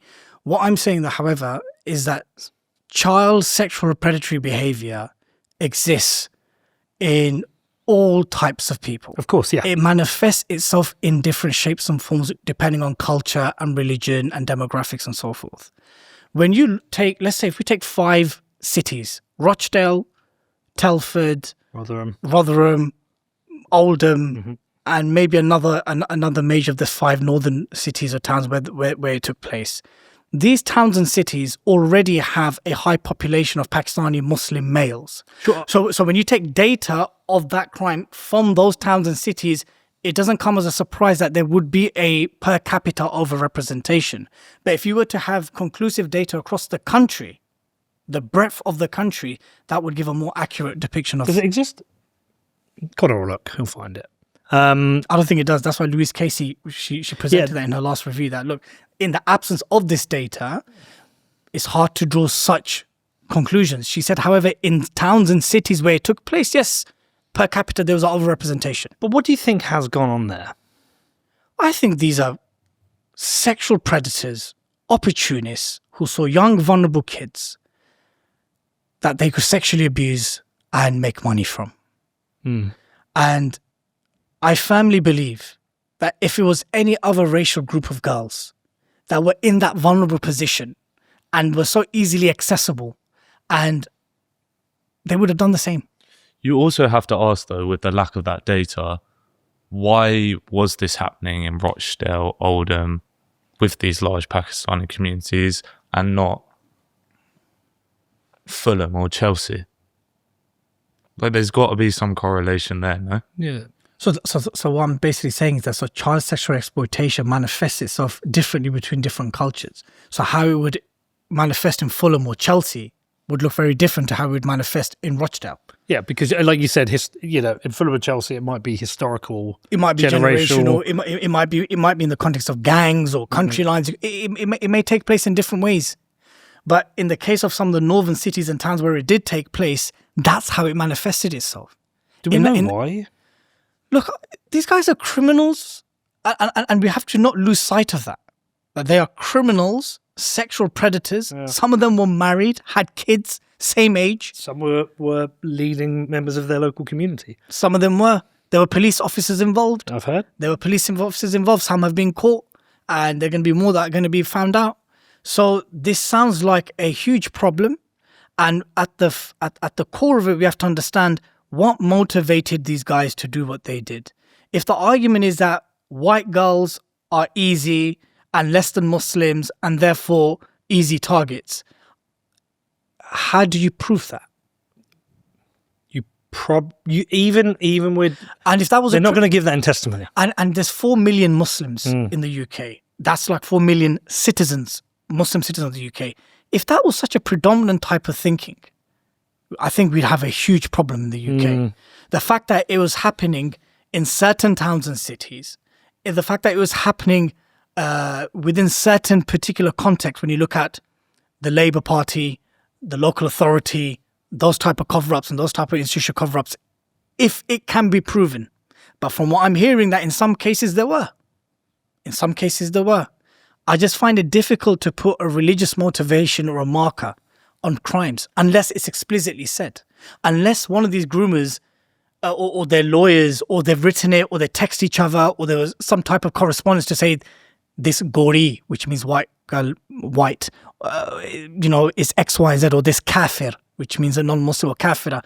If we have this type of evidence, then we could say, okay, so these guys had a distorted understanding of the religion, which basically justified what they did. But I'm yet to hear a single one of those criminals say that, oh, by the way, my religion said this is okay. by the way, my religion said this is okay because we can take non-Muslim girls as concubines, or because the Prophet married Aisha at this age. In the absence of them saying that, I think it's unequivocally unjust to put a religious marker.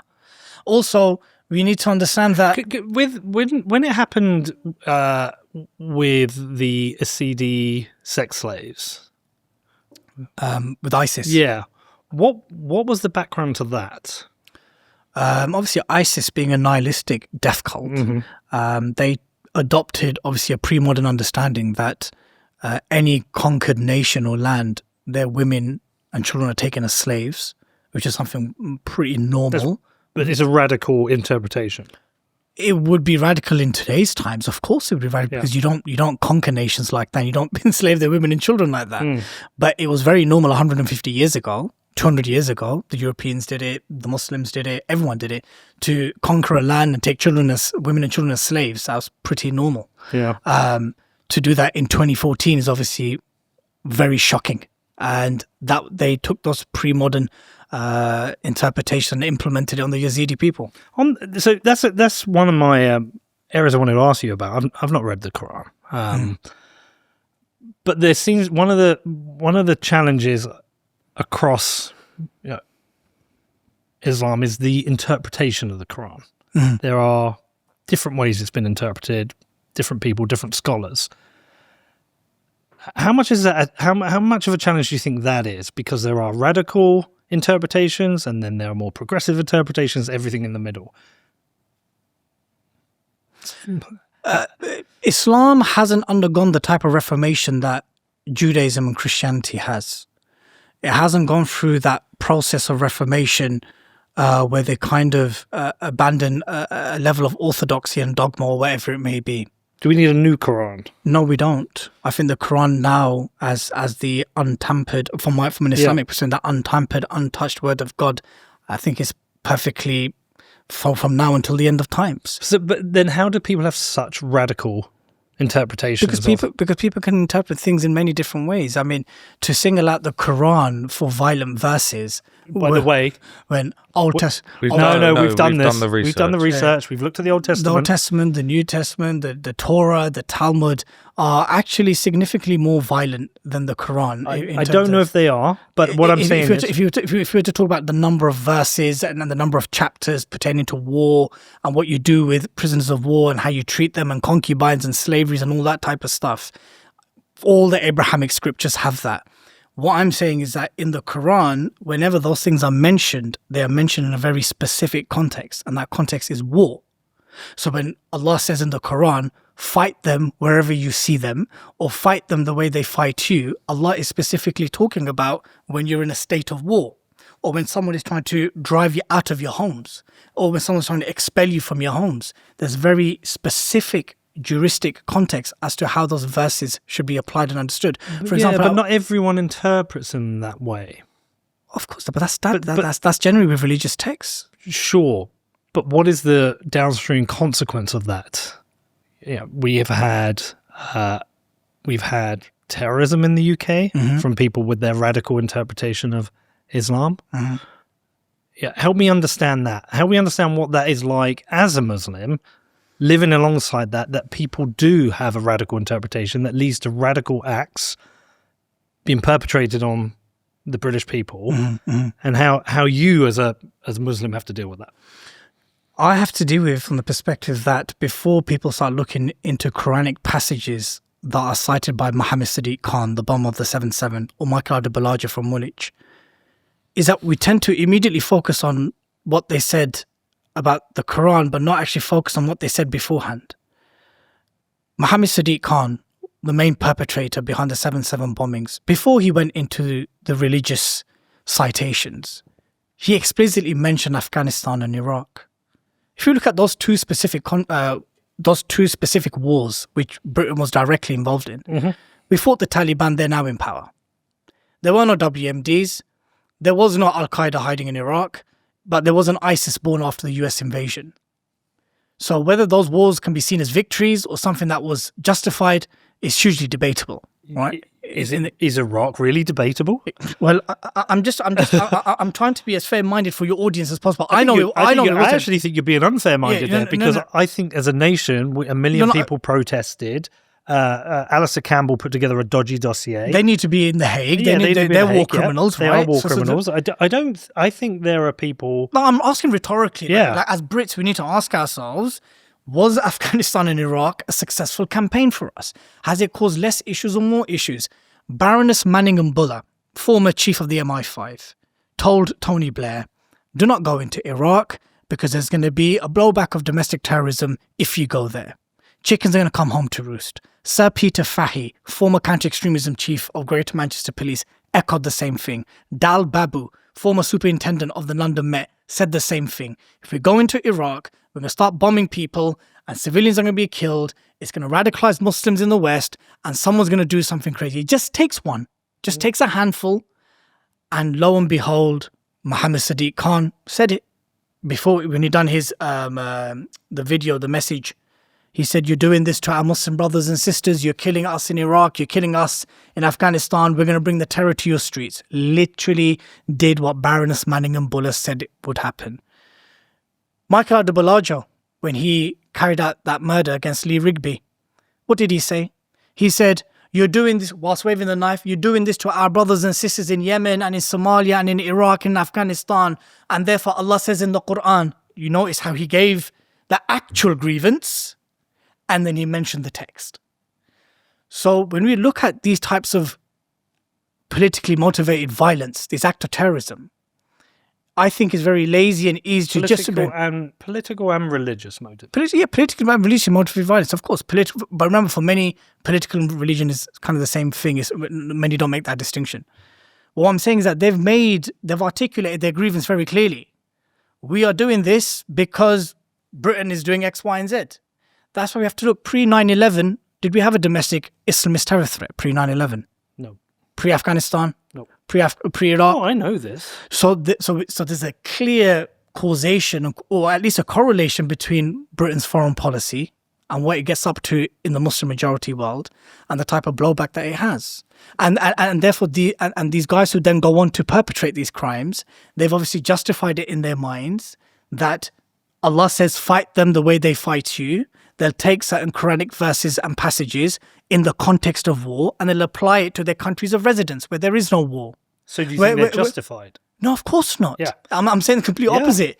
I'm saying that but their true motivation is not that it is a religious war. That is what basically gave them the comfort to go and do what they did.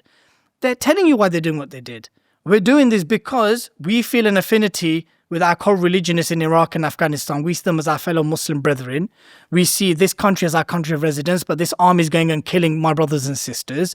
And therefore, because you're giving Muslims a hard time and creating death and destruction there, we're going to bring some of this back into here as a revenge, as vengeance. Then they go and cite the religious justification, the Quranic passage to basically justify the killing of Lee Rigby, the bombing of civilians on buses and trains, which is never justified. That could be my mum, your sister, that could be anyone. So I think anyone can use texts. You know, we heard so many religious rhetoric from Israeli officials and diplomats talking about Amalek, talking about wiping out, the Amalekites. Even Netanyahu used that term. So people can use religious texts and scripture to justify their crimes. I think what needs to be understood is why they're committing the crimes in the first place. And if we saw that there was no domestic Islamist threat, homegrown Islamist threat prior 9/11, prior 7/7, prior Afghanistan and Iraq, I think that would be a more important conversation to be had. And I think that's actually linked to the immigration issue as well. Why are fighting aged men coming to this country? Well, so I have an answer that some people don't actually realise because I've been into a refugee camp. So more, where? Which? So I went into on the border of Turkey and Greece. Okay. When essentially Turkey was trying to expel, because there's so many refugees coming to the country because it's a gateway to Europe, and so they started to expel people. They were busting them to the border, and the Greeks closed down the border. I went right to the conflict. I met people from Afghanistan, Syria, Eritrea. It was predominantly young men. Yep. And I asked why, and they explained to me, well, it's a long, tough, and difficult journey. I'm going to go and set up base, and then I'm going to bring my family over. That's why you have predominantly young. They say fighting age men. It's young men because it's a tough journey. Thank you very much. It's the reason why it's fighting age men, because non-fighting age men and women can't make that journey. It's like if we move house, me and Connor are going to get up early. We're going to load up the van and go and move everything, and then we'll go and pick up my daughter later. It's just that's the role of a man to just go and set up home. I get that. Why have so many people come over? I think there's a range of reasons. So let's look at the top 5 countries. Afghanistan, so small boats. Yeah. Small boats, Afghanistan, Eritrea, Iran, Syria, Sudan. Let's put Eritrea aside. I don't know much about the politics of Eritrea, but I do know a fair amount about Afghanistan, Iran, Syria, and Sudan. All 4 countries have one or two things as a common denominator: war and or sanctions, right? Now, whether you're a fighting age man, an able-bodied man, or a disabled man, or whatever it is, no one wants to live under those circumstances. No one wants, every human being, every father, every son, every brother, every husband, white, black or brown, irreligious of the faith, want the best for their family, right? I think even the most ardently against the levels of immigration we have would also say, in the same position, I would do the same. I want the best for my family. I want to go and live in a good country with opportunity. That's standard. Yeah. They're not necessarily coming here for the liberalism. They're not coming here for the secularism. They're not coming for the freedoms. They're coming just because they just want a better life and for money. It's primarily a bit of freedom. Some of them, but if you speak to most of them, it's money. They just want a better life. Opportunity. Access to education, some type of opportunity, some type of financial stability, something that's not there. But if you also look at those 4 countries, Peter, what do they all have in common? Afghanistan, Iran, Syria, and Sudan. They have wars in common. They have things which have been directly impacted by British foreign policy, right? So I think the root cause can be addressed with regards to the immigration is if we have a more non-interventionist foreign policy. But again, I mean, you won't get me argue against that. Like I say, this country did not want a second Iraq war. It was not wanted. It was unpopular. It was based on lies. We had the largest protests in the streets. The people who sent us into that war have never been held accountable and still paraded as legitimate people. Alistair Campbell, whilst he has his rants on Twitter about everything, is paraded by many as a legitimate person. To me, this was another interesting point when I did the Tommy interview. There were some people more on the left who were disappointed.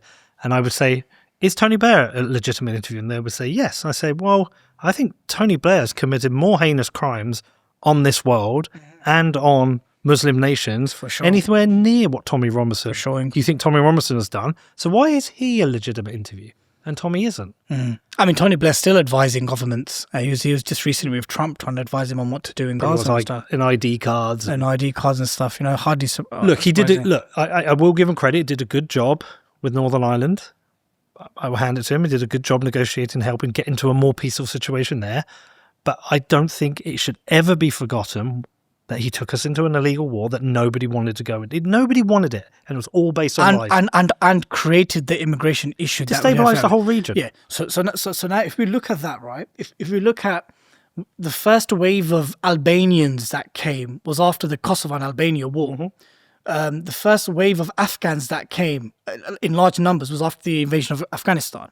The large number of Kurds that came from Iraq was after the 2003 invasion. So we see that there is a direct correlation and possibly a causation between destabilizing regions, placing sanctions on them, making them live under very horrible situations. I think any human being would want to make any perilous journey. And whether that means staying in a hotel and being given 3 meals a day, £7 a week, maybe not PS5s and smartphones, but whatever it is, I'll be happy for people to be protesting outside and people calling me a Paki or a Muslim terrorist. Anything's better than having to survive in the situation that we're in. I don't think most people would disagree with you on that. I think, like I say, every one of us wants the best for us and the best for our family. And if I got fed up with England, which I'm a little bit, but we'll come to that because I think that was the most interesting thing Tommy actually said is that you're hearing me talk about Islam less and more about the government. I think he's realised who the problem really is. If I got fed up with this country and I wanted to go and live in America, I'd just go. If I want to go and live in France, I would just go. If I wanted to go and live in Sweden, I'd just go. If I want to go and live in Australia, I would just go. I would just get up and go. And Brits are going to Dubai and settling there, and they're going to all different parts of the world. irony of that in some ways. Yeah. And so, I think some of that's been lost in the discussion. But I also think there's legitimate complaints in that the levels of immigration we're having and what the impact on the economy and public services is a valid and legitimate conversation to have. I think we should be having that. And it's that tricky situation because we all pretty much agree we would do in the same situation. Mm-hmm. Yet when we're the other side of the fence, we don't want it. Yeah, I agree. But we have an aging population, Peter. And you have a young population that's not having kids. Well, do you know my biggest argument is So how do we fill the labour market? Who do we tax? Because we know that old people, as loving and caring as they are, and we love them to bits, they and I hate to even use these crude terms, they are seen as a strain on the services. Mm. They give less and they require more. That's why they want to kill off the old people. And that's why why is 97.5% of elderly in all care homes white? If you look at per capita, that's bonkers. It's because there's an aging population and a young population that's not having kids. And part of a young population isn't even working. It's not even working. The current birth rate in the UK is 1.41. That birth rate includes non-whites as well. If we were to take the non-whites out of that, the birth rate for the white Brit is somewhere between 0.9 to 1.1. Are you holding us up then? We're trying to bring us up. No, but we need to incentivize and revive people being mums again. Oh God, that's a whole bigger conversation about relationships and marriage and settling, having kids. The society has changed, like fundamentally. I mean, it might be different. It might be different within different communities. Mm-hmm. But. And Brexiteers, what did Brexiteers think was going to happen after Brexit? Of course, relations with the Commonwealth was going to be increasingly strengthened. So is it any surprise that Indians make up the largest number of legal migrants? Look, you and I probably agree on a lot with regards to government. We should come back to that. But let's keep with the Tommy thing. Sure, yeah. In respect to Tommy, because he does have a loud voice now, and a lot of people follow him, does he hold up a mirror on legitimate things that should and could be discussed, that you think, are there any legitimate areas to discuss with regards to Muslims or Islam? Look, I think one of Tommy's main issue, from my perspective, from the perspective of many Muslims and those maybe non-Muslims who disagree with him, find him to be a divisive figure, whether they see him as an Islamophobe or a racist or whatever it is that he can have those very same conversations, but in a very different way. That's not the question I asked, though. Just out of interest. No, but it does matter, because if you want to raise a genuine issue with the Muslim community, like, for example, why is it that in particular towns and cities, there are groups of men from this community that are carrying out these crimes? Yeah. I believe the best way to have that conversation is to have it with assertiveness, but with respect and decorum. If you're going to go in straight away and say, your prophet is a pedo, a'udhu billah, your prophet is a pedo, X, Y, and Z, rah, rah, rah, there's going to be no conversation. No. I think there's a couple of things which I think are genuine, which is to do with the ruling elite.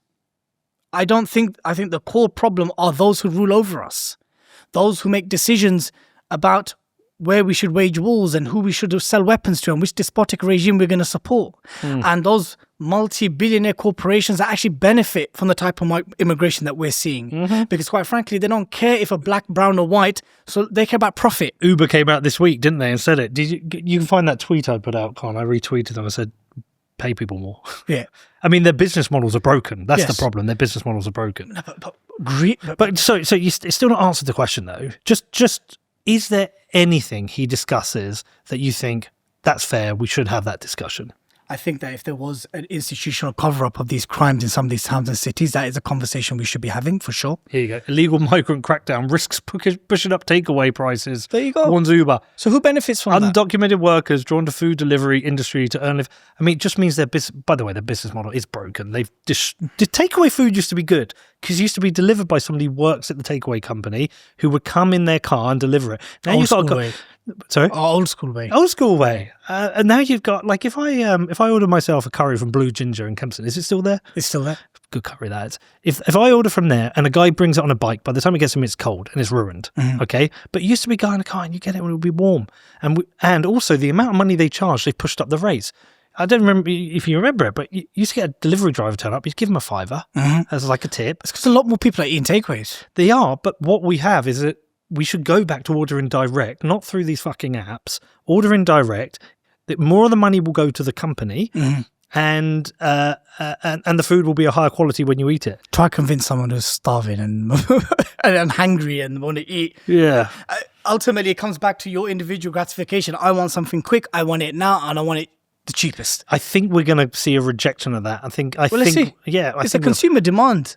So you said the institutional cover-up. It's still not the question I really ask. You said, are there any genuine things that he can raise that are worth discussing? He talks a lot about Islam and Muslims. Is there anything within there? I don't take anything Tommy says about Islam seriously. So are there, outside of Tommy, do you, when you look inwards at Islam, do you think there are any areas that we as a nation should be debating? For example, I don't know anything about Sharia law, but I have read there's 74 Sharia courts in the UK. Is that something that we should be happening? A lot of people say no. The law of this nation should be the law of this nation. Is that an area we should be discussing? But in the same way that there's Sharia councils, there's Jewish councils and Hindu councils and Sikh councils. Let's bring them all together. I don't like the fact that it has to be one rule for everyone. Oh no, I agree. It's like with the blasphemy laws, that they are essentially Islamophobia laws, and not blasphemy laws. It blew my mind when I read the blasphemy laws. It was only with regards to Islam. Firstly, I don't think you should have blasphemy laws, but if you are, it should at least cover every religion. So we'll get to the blasphemy law. First, let's talk about the Sharia councils. Yeah. So there's 73 Sharia councils. What do these Sharia councils mainly deal with? They deal with marriages, mediation, inheritance issues. They'll be dealing with internal community issues, stuff which the Jews have their own versions of it, the Sikhs have their own versions of it, the Hindus have their own versions of it.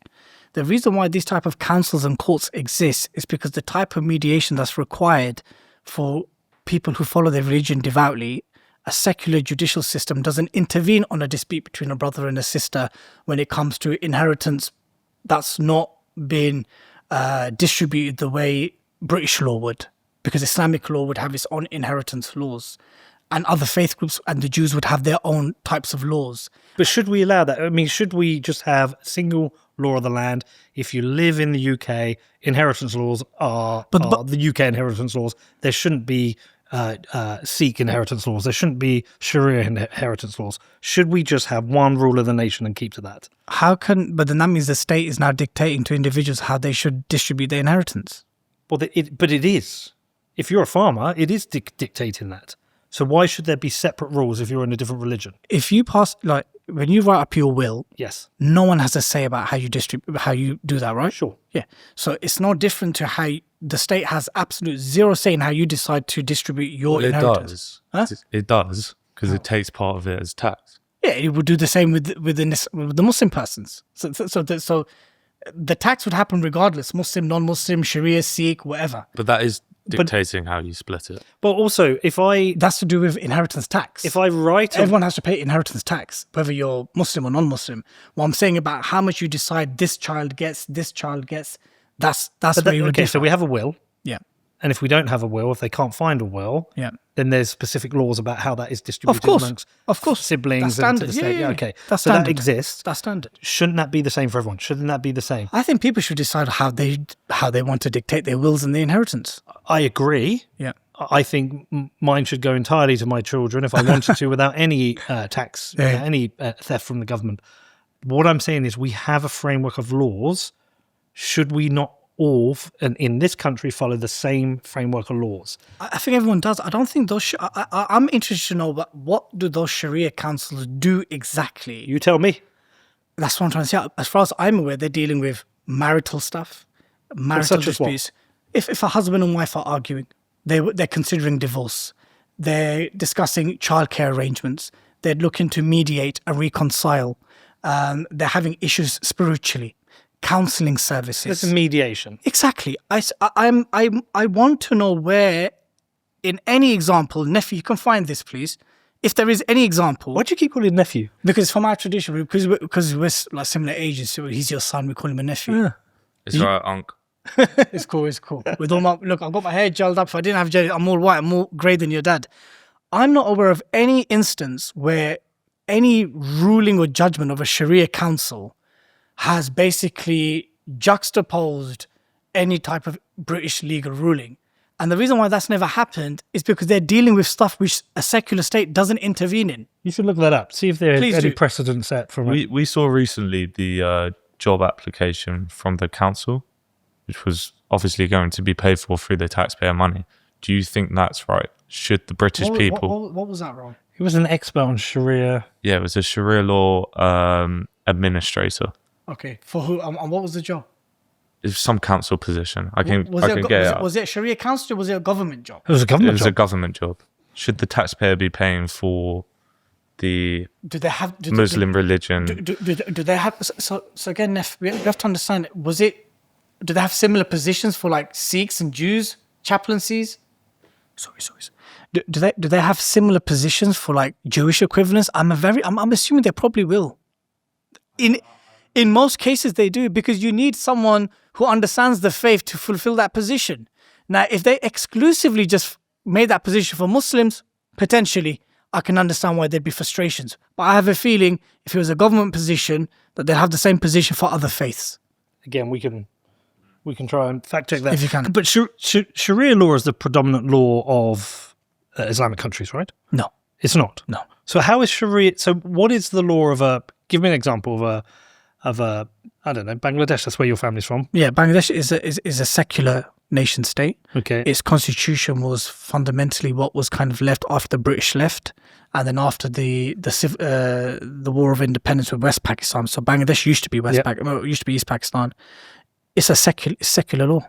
There's nothing that's Sharia within the constitution. The only thing in the Bangladeshi constitution, it says that the state religion is Islam, which basically means a demographic acknowledgement of the people, that the majority of the people of Bangladesh are Muslim.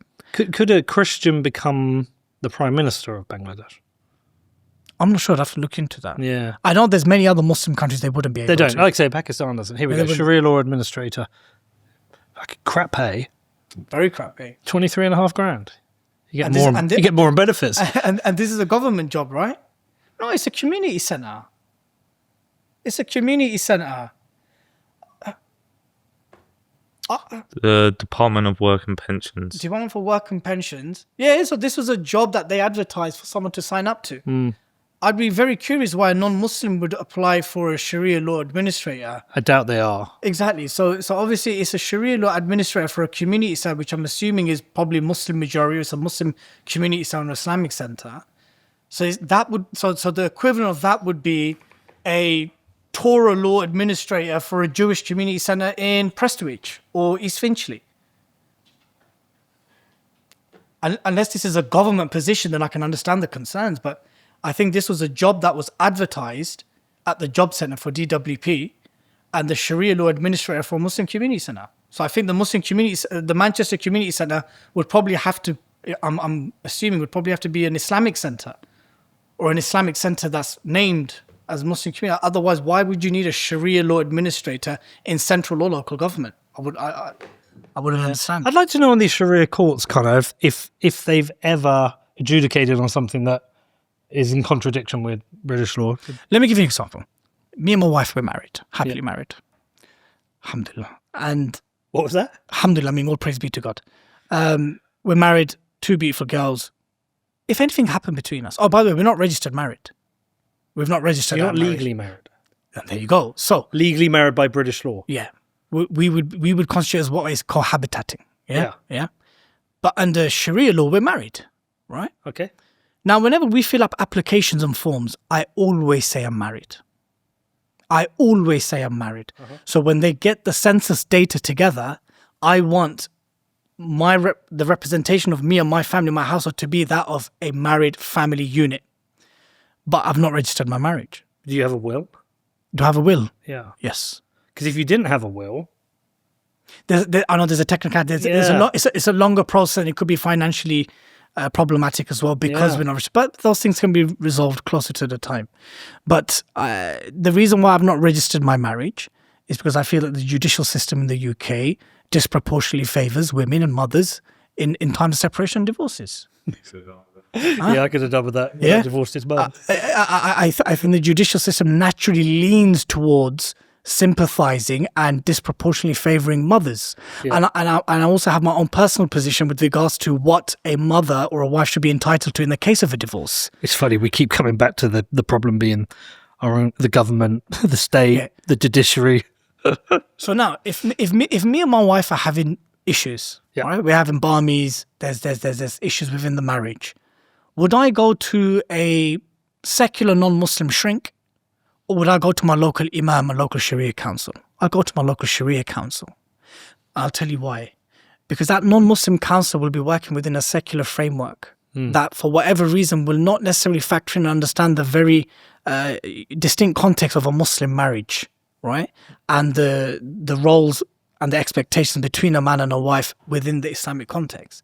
So it makes absolute sense why I would go to my local Sharia council or my local mosque or my local imam. Since my marriage is not registered, the way Islamic divorce takes place is that you utter divorce 3 times and the divorce is done. That's so much easier. It is. I think we should adopt Sharia law now. So like Next time I get married. So if you say talaq, divorce, the divorce is done. But before that's happened, Hold on, in what context? Because you've just said it now. Are you now divorced? not to you, no. It might be to you. So you not have to say- you have to say it to your her. wife. Yeah, I have to say it to her. So now, Do you ever get in a situation where, you're falling out, you say it twice and just test her? no, it's a serious thing. I would never mess about with that, man. I would never mess about with that. But though in a Sharia law, a husband's temper and his mental state would be taken into consideration at the time of him uttering that. When I went out to Malawi, Yeah. we went out to this village where they had a Bitcoin mine to provide electricity to the village, and I met the tribal leader of the village. Christian and Muslim. Do you know what? I don't even know. Okay. It never came up. Religion didn't come up. It was just a village. We met the tribal leader, and he explained his job to me. What his job is to do, and it is to mediate disputes in the village. And I was like, that's kind of interesting. In some ways, yes, any individual can be corrupted, but we have a corrupted state that, incentive-wise, doesn't really benefit or understand the individuals in a certain situation.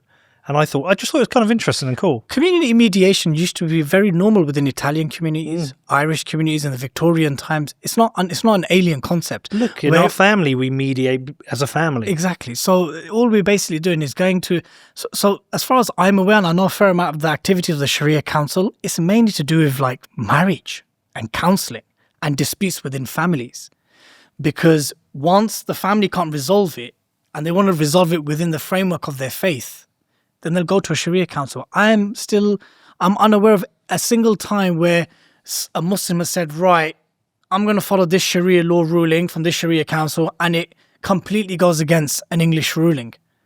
It doesn't. It's because a secular state doesn't interfere with the private affairs of someone's religious freedoms. So what I'm saying is that if you're going to ban Sharia councils, you need to ban all the councils. If you're going to ban Muslims praying in public, then that best be applied to everyone else. Otherwise, then it's just going to seem like there's a problem with Muslims specifically. Well, actually, there seems to have been almost the reverse, because we've seen up in Blackburn, Ewood Park, they've allowed Muslims to pray on the pitch. We've seen it recently where people are praying on beaches. In Chelsea, they did in Stamford Chelsea, Bridge. yeah. And I've never Buckingham seen Palace, Downing Street. I've never seen the police stop this, but I have seen Christian preachers been arrested or stopped. So there has been almost this 2-tier approach to religious freedoms in this country. I've seen quite a few Christian preachers being arrested, being harassed by police, and I always go back to what were they actually saying? What were they saying for them to have been approached and apprehended like this? So on this podcast, you are definitely hearing me talk about Bitcoin a lot. Well, why? We live in a really strange time with governments driving inflation with their reckless spending and endless money printing. There is a way out of this. There is a way to protect your money, and that is by stacking Bitcoin. I've made loads of shows about Bitcoin. You can go and research this. You can go and read the books. But the truth is, it is the hardest money ever created. If you are interested in protecting your financial future, it's time for you to get on the Bitcoin train. I've been stacking Bitcoin personally and through my businesses since 2017. It's protected me, it's secured my family's future, and it also strengthens all of my businesses. So if you want to start stacking Bitcoin, where do you do it? Well, for me, it's with Gemini. They're a fully licensed, full reserve exchange and custodian, so they give you a secure way for you to buy and own your Bitcoin. There's no risks and no funny business. So if you're serious about stacking Bitcoin the right way, head over to Gemini.com, which is GEMINI.com. Well, sometimes it's not just because they've said something, somebody's complained about what they've said. Okay. Then, the police have the difficult task of upholding these laws. Remember, these are people who enforce the laws. They don't make the laws, right? And I know people are frustrated when they see two-tier interpretations of what they see. One group is being treated against the other. I get those frustrations. But I don't think a Christian preacher should be harassed by police. I don't think if you're going to allow... If a part of religious freedom is that you will allow people to articulate and profess their faith in public and engage in polemics and engage in apologist discussions and basically try to convert, and you have a missionary approach, I think everyone should be allowed that. The only line that would probably be drawn is when you incite violence or incite against a particular group. What is incitement in this? Because we spoke prior to the show. You asked me, do you think somebody should be arrested or prosecuted for burning the Quran? And I wrestled with it. I thought about it quite a bit, and I don't think they should. I don't think they should burn the Quran. I think they're a dick. I think if you're a dick if you burn the Bible. I think if you know it's offensive to somebody and you want to do this as provocation, I think you're a dick. But I don't think it should be criminalized. I think if there's a law, it should be applied to everyone. Well, that's the same. That's my position. But do you think we should have blasphemy laws?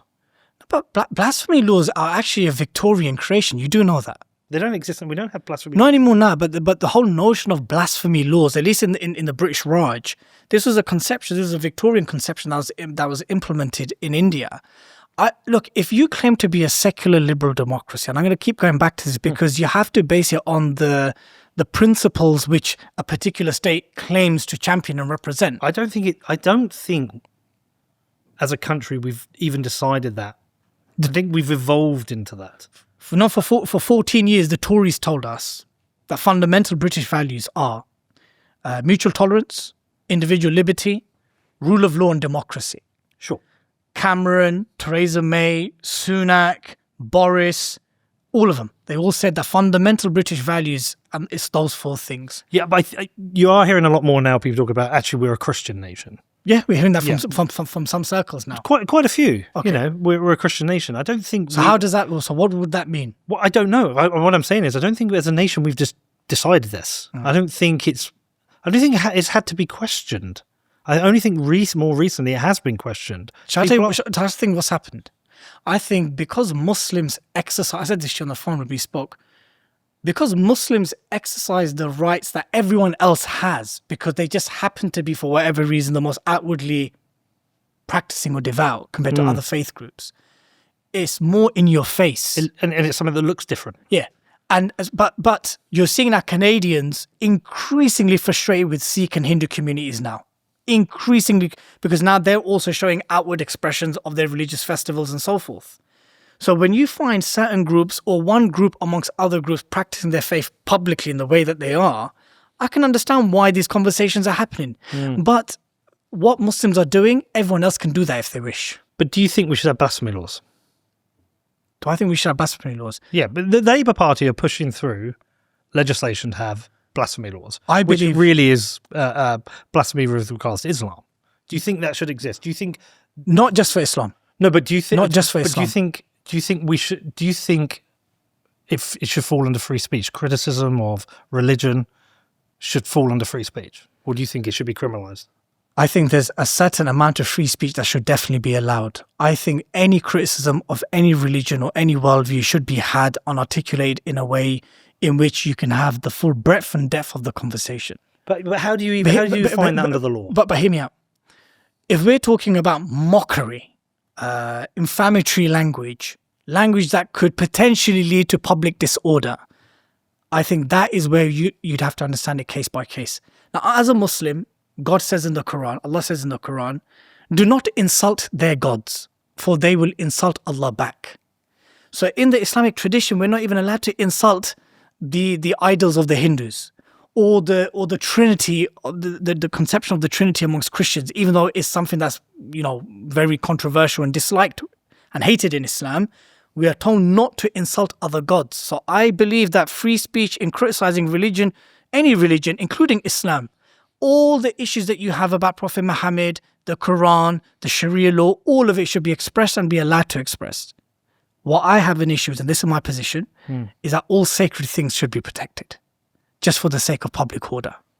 And what I mean by this is that you want to say X, Y, and Z about Islam or Judaism or Christianity, by all means, go say it, go do it, but do it in a manner in which it's not going to cause upheaval and dramas and riots and fights. How can you define that? I think you said it to me on the phone. I'd much rather someone just go up to a Muslim and ask him a question instead of burning the Quran. Sure. So that's one way of doing it. Of course, but it You always have becomes... to police it. Yeah, how do you can't police it? How it becomes a slippery slope. It's like hate speech laws. Had a long debate with somebody I know very well recently, and I said, I don't think we should have hate speech laws. And they're like, what you want about? What about if someone says this or somebody says that? And I'm like, yeah, the society should punish them for that. It's a little bit like Sharia mediation. That is essentially a community figuring something out. I believe the community should figure out hate speech in that we should... we can oppose it as an individual, and we can socially ostracize people for the things we don't like. But I don't think we should criminalize it because of the slippery slope. Because I fear the state more than anyone, and I fear the state weaponizing the laws it creates against us. That threat's always there. So do you prefer more of an American model?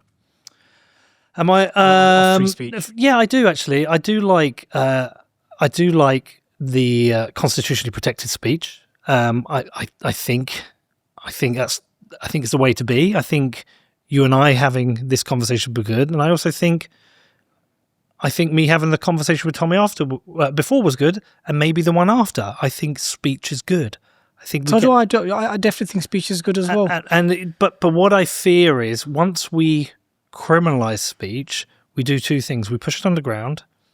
We give a weapon to the government to oppress people as and when they need it, and we stop people having free thought and free idea.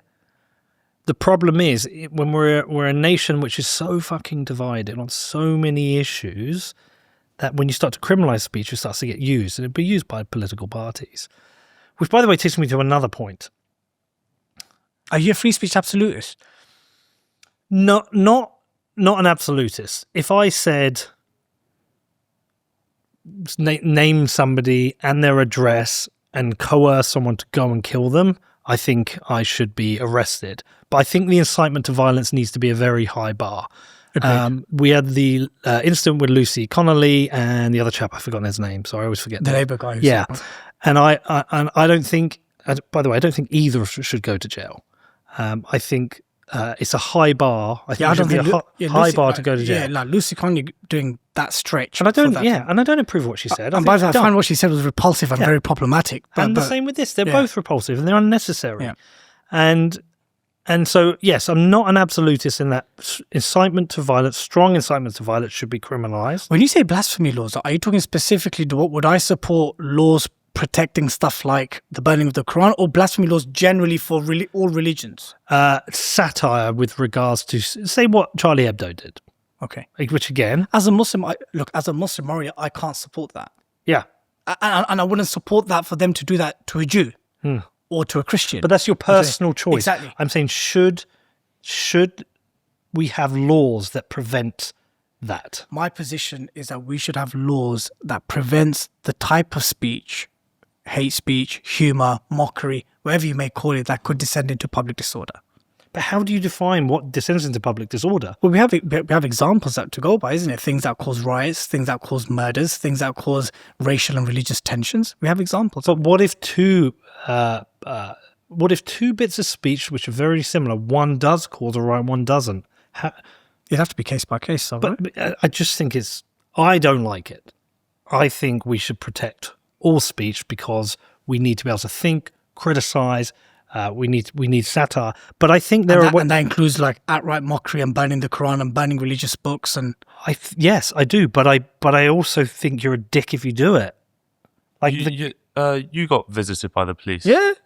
For an incident like that. So I Bedfordshire police. Yeah, I had two CIDs visit me, man. For non-crime hate speech? Yeah, basically the same thing that Alison Pearson from the Telegraph, literally exactly the same thing. I tweeted saying, this is how all Israelis should be treated when arriving at Muslim majority countries. And that was in reference to a protest that took place in Dagestan of angry protesters that were basically protesting against Israelis arriving in the airports. I agreed with that. At the peak of the ongoing genocide, I don't want Israelis arriving and thinking it's all hunky and dory. They should feel the pressure. It then surfaced an hour later that some of the protesters had knives and they actually went there to harm the Israelis. And some of them were saying anti-Semitic things. My initial tweet was exactly the same as every other media was reporting, angry protesters. Within an hour and a half as the story was developing, it turned out that some of the protesters... Oh, hold on a second. Your tweet, I doubt, would be the same as what media are reporting. You are... There's an argument that you're... Like, under what you said, that is incitement. So hear me out. Yeah. No, but I didn't know it was incitement when the story broke. When the story broke, it was protesters outside an airport. In an hour, it then became the story that these protesters, some of them had knives, and some of them wanted to wish harm on the people arriving off those planes. Those are two very different things. And when that development happened, I clarified. I said, now that it's surfaced that some of the protesters went to do things, this is something that I unequivocally condemn. But this is a great point on how do you police it? Because there are always nuances, right? So there's two. How do we know you didn't know that when you originally made that post? So there's two issues here. Number one, I'm not even talking about a UK-related issue. So that's the first legal issue. That's the first legal reason as to why I shouldn't have got any visit. I did not say anything related to a UK citizen or the UK. So I should have got no visit because the thing that I tweeted about had nothing to do with Britain, British law, British citizens. But yet I got a visit for what's it called? Non-hate crimes. What was it? Non-crime hate speech. Non-crime hate speech, yeah. It's so fucking dumb, isn't it? Yeah, so that's what I got visited for. Why don't they just call it, it's a telling off?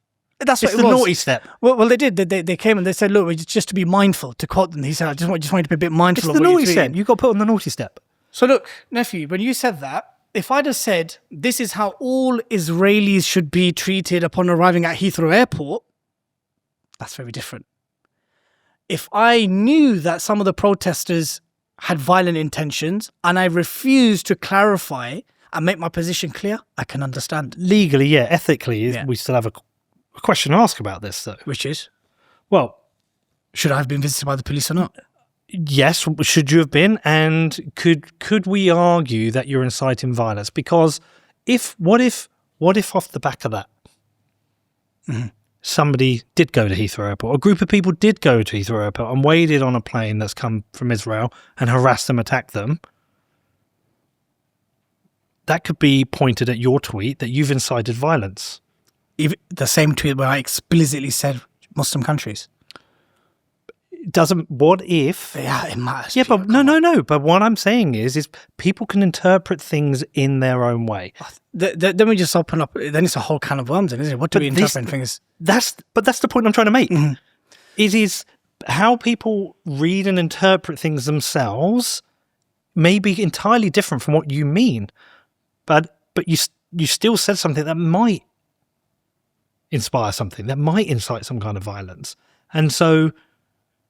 Should you be able to say that about Heathrow Airport, or should you be able to say that about any airport? Both, because there's a legal question and then there's an ethical question. You might go, well, legally, I didn't say the UK, but what if in an Islamic country, somebody did arrive from Israel and they got attacked and beaten up? How would you feel about what you said? As an example, when the last summer riots were happening, and Tommy made this video that went viral, he went, "Get them out now, get all of them out."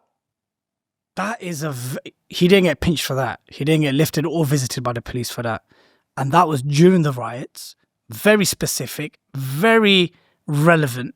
I'd have to see that video to know what you're talking about. See if you can find it. Get it. I'll get it for you. But that's fine. But look, we can talk about Tommy. I'm giving an example. Yours. No, because I specifically made it very clear. I did it in context to Muslims in Muslim majority countries, and I made it very clear for those protests to not be violent. You also spoke about mockery, and through the research before this interview, I found out you posted a picture of a snake. Yeah, that was like 12 years ago. But is that mockery? Yeah. I wouldn't regard that as mockery. I would certainly say I would have framed it differently. Because the issue with that tweet was, I'll just let you know what that was. There was a snake with a Star of David on it. And I think it was eating an Arab or a Muslim-looking person. Well, no, so it's two, isn't it? It's one where it's feeding the snake. Feeding, or how it was and how it was treated. So this is like what you said earlier about when the Jews first arrived, the Palestinians would share their food from their orchards with them, and now look where we are. That's the point that tweet is making, is that the Palestinians were welcoming to the Jewish, and the Jewish are now killing them. Do you know what the main issue of that image, that entire image was? It's the snake. Yeah, it was the Star and David on the snake. Yeah. That's what it was. And I apologize for that, because I acknowledge that could have been worded, and what I wanted to say could have been done much better. So I acknowledge fault for that. Sometimes you can get it wrong. But do you defend yourself? Do you think you should have gone to prison for it? Of course not. But that's mockery. No, but who's calling for who to go to prison? You just said you think mockery should be the line. No, I didn't. I said, you did. You said a mockery of the religion. That is a red line. I said mockery of a religion which could cause public disorder and unrest could be a red line. But what if that tweet of that image caused public disorder? It'd have to be dealt with case by case. But you understand, you see how challenging it is, because... Send it to Connor so we can put it up there so we can see it properly. They shouldn't be here. They're endangering the safety of our families. Men will rise up, and we're always going to rise up. They have to rise up to defend their families. You've brought this war on our shores.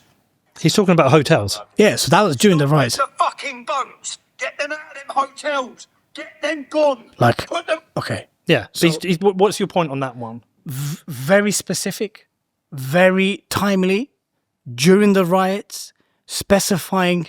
Not saying this is intentional. During what riots? The Southport riots. Yeah. Yeah, when hotels in Telford and not Tamworth and other places were being petrol bombed. So that is, I would say respectfully, is a far better example of where speech can be interpreted very easily as incitement, especially when it's to do with something that's happening in the UK. My tweet... Hold on, isn't he addressing the government there? Get them effing out. Men will rise up. War.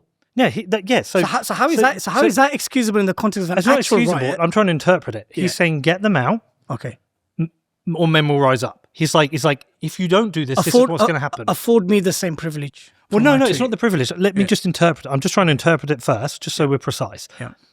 I don't think he's trying to incite people to go to hotels. I think what he's doing is issuing a warning to the government. You need to get these people out, or you're going to see men rise up. Could it be misinterpreted? Anything can be misinterpreted, which is the point I'm trying to make to you. Yeah. You know, your tweet where you're showing a snake with a Star of David could be 13 years ago, which I've apologised for. Yeah, no. No, it's important. That's an important. But Lucy Connolly apologises it's for what she said. Yeah, I'm against Lucy Connolly going to prison. So are we, but you just said mockery should be punished. Mockery? No, I said a red line could be mockery which could descend into public disorder and unrest. That's a very important caveat. Whether it's not just mockery. Let's make it very clear. Yeah. I do not believe just mockery should be criminally prosecuted. That's outrageous. But I think there should be laws that protect any type of insightful speech that could lead to wider unrest. Let me tell you why. And tension between communities. I think those are two very different things. Let me tell you why it's a slippery slope. Is that what it inspires comes after the action. And if you prosecute the reaction by others to what somebody has said, well, what is it? Is it one person? If one person sets fire to a hotel, or one person waits outside a hotel and beats somebody up, or somebody goes to an airport and harasses people, if people know there might be consequences, but they don't know what they are, they will self-censor, because they might be, well, what? This might inspire, this might not. And I'll give you a great example. I've been through a 5-year libel lawsuit for saying something that was entirely true on Twitter about a known criminal. You know who it is, and I do, Craig Wright, and nearly had my life destroyed. And I now self-censor criticism of certain people because I fear it nearly destroyed my life, and I fear it. There was no slap protection in this country. There was no constitutional protection of my speech, and I was entirely right. Okay, and if you have laws in place where you have,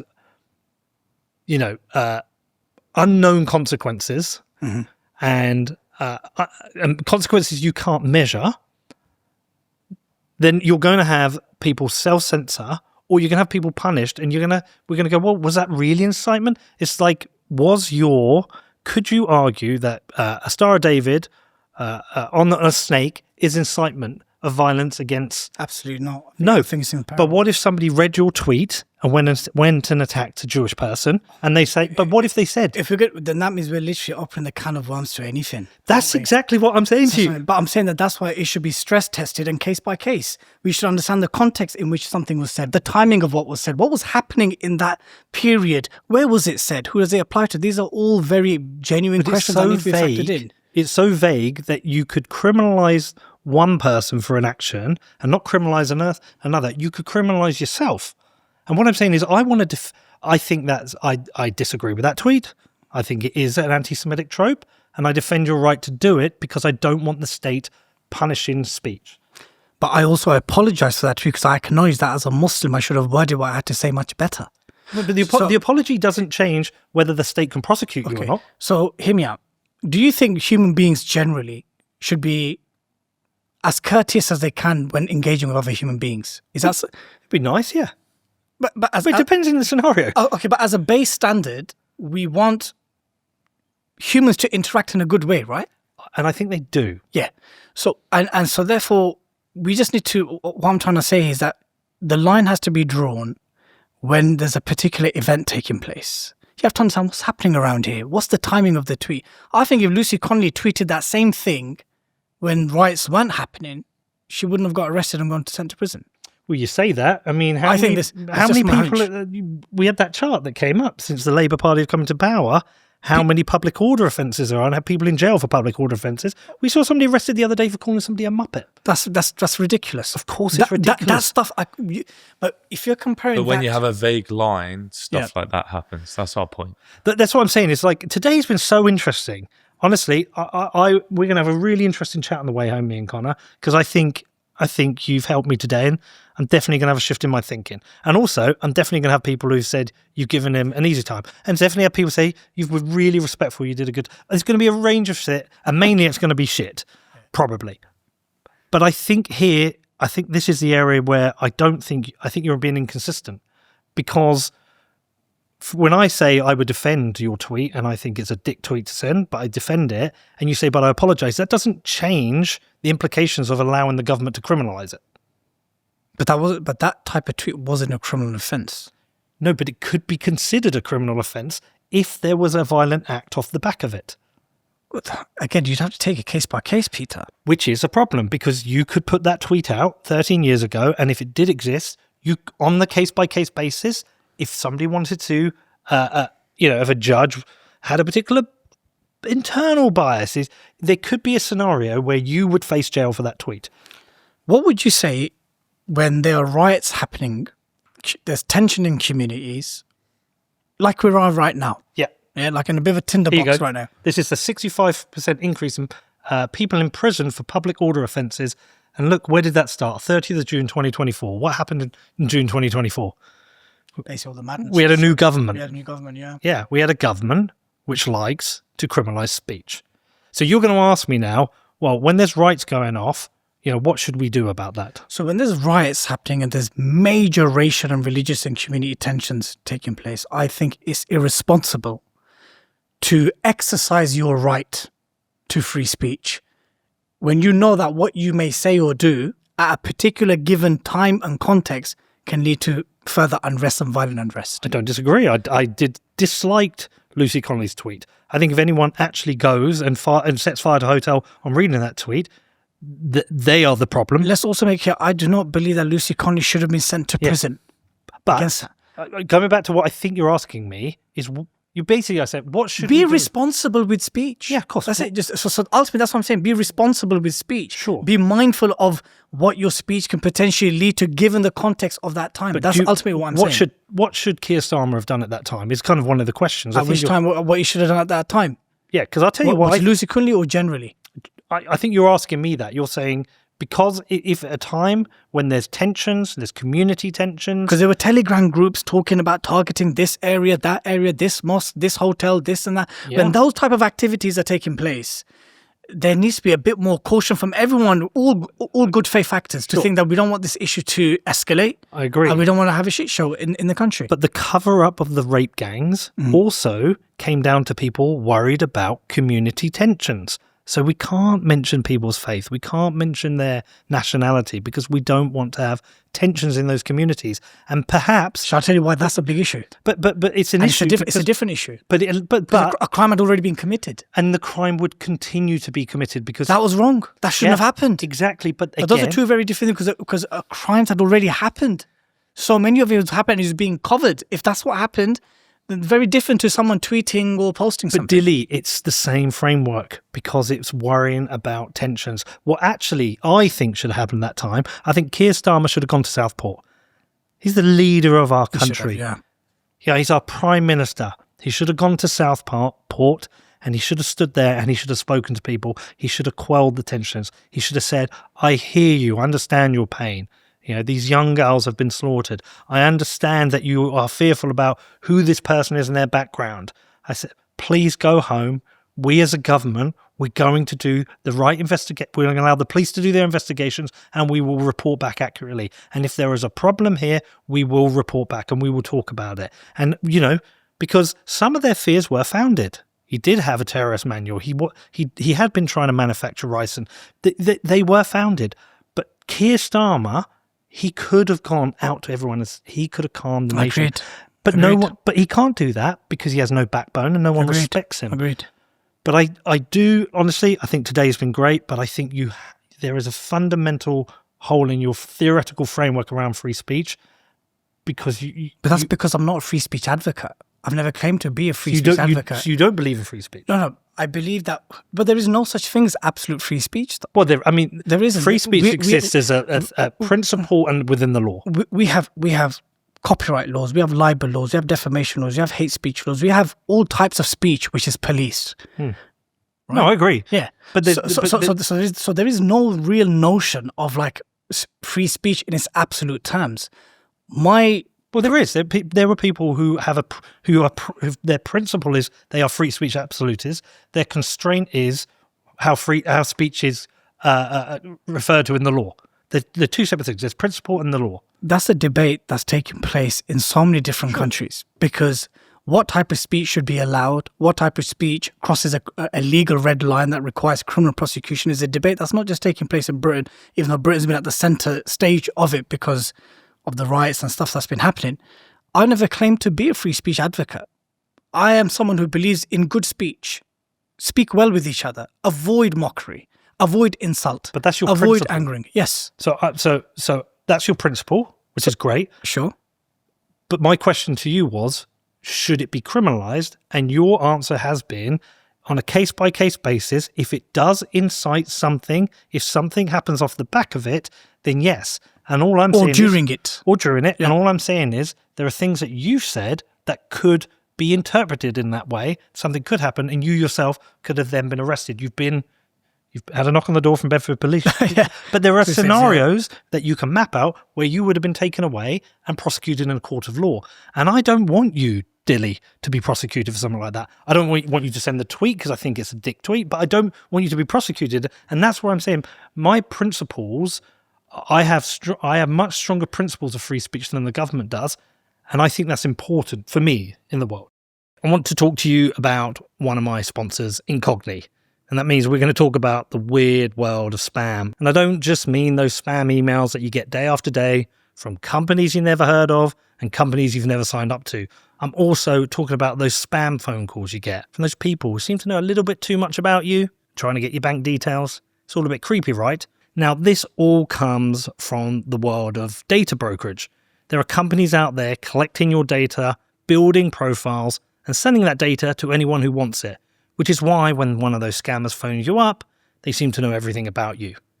Now, I've tried myself to get off these lists, try to get off the phone lists, try to get off the email lists. I unsubscribe from every one of these emails that comes in, but it's a game of whack-a-mole. It just never ends. And so this is where Incogni comes in. They do all the hard work for you. They reach out to these companies and they will get you legally removed from these lists. And I know because the last time they sponsored my show, I signed up and I didn't take the free option that they offered me. I wanted to pay for it. I wanted to see if you get value for money. And they removed me from 79 data broker lists. And so I've stayed on. I've stayed a subscriber and I have seen a massive decrease in the number of emails and phone calls I've been getting. So it's a great service. I recommend you check it out. If you're sick of this like I was, please head over to incogni.com/Peter and sign up. If you use the code Peter, you will get a lovely 60% discount. So that's incogni.com/Peter. Look, man, if I tweeted something during a riot, or if I tweeted something knowing full well that there is a climate and an environment where things are very tense and it can escalate, and it's pertaining to my country of residence, and it's pertaining to the legal framework of my country, or where I live, or where I'm a citizen of, then I would have to have some responsibility and mindfulness about what I tweet. And if I did do it, I deserve to be held to account. Well, that's the area we're definitely not going to agree on. Because, I think we've gone round in circles. Peter, can I read out a letter? Yeah, go. It was a letter which I wrote back in February 2024. It's called A Sincere Message to British Patriots and Nationalists. Cool. You can find it online. And I was thinking about this because it was happening at a time where the whole integration debate was happening, the grooming ramp stuff was ramping up, the genocide in Gaza was worsening, and things were, the discourse around Muslims and pro-Palestine people, and it was becoming so polarized. Yeah, there it is. Yeah. It's, Right, dear nationalists and patriots, I hope and pray this message reaches you and your loved ones in the best of health. Just for a moment, if you're able to, put your hatred or dislike for Muslims and migrants aside and generally reflect on the following statistics. The current birth... Okay, I mean, we're getting into... with the current birth rate in the UK is 1.6.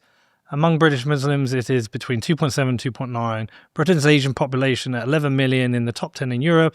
For a state population, it's claimed that a nation's birth rate should be 2.1. Now ask yourself the following. Why 51.4% of all children in the UK born outside of marriage? Why is Christianity on rapid decline?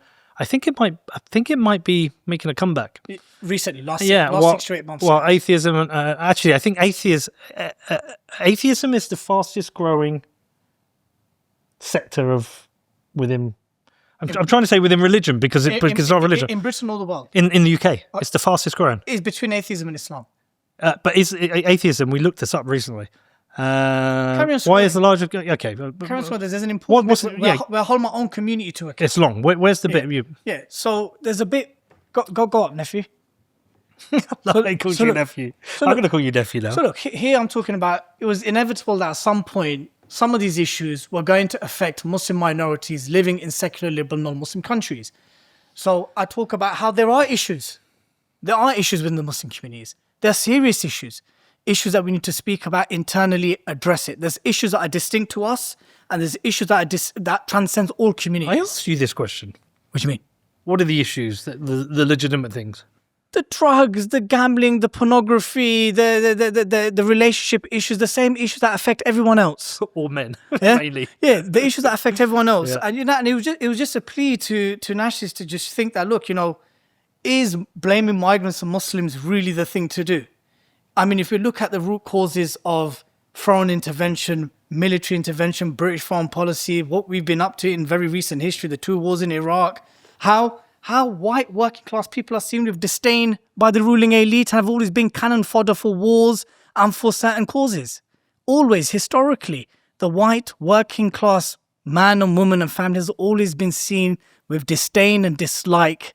That's where the whole notion of the chav was born from. Mm-hmm. So there is more socioeconomic realities and similarities between a brown or black Muslim and non-Muslim and their white counterpart. If you're talking about socioeconomics purely, yeah, right? there's more similarities, there's more struggles up north where things are grim and grey. Guess what? It's not sunny in one side of Bradford and sunny and cloudy in the white part of it. It's the same experience.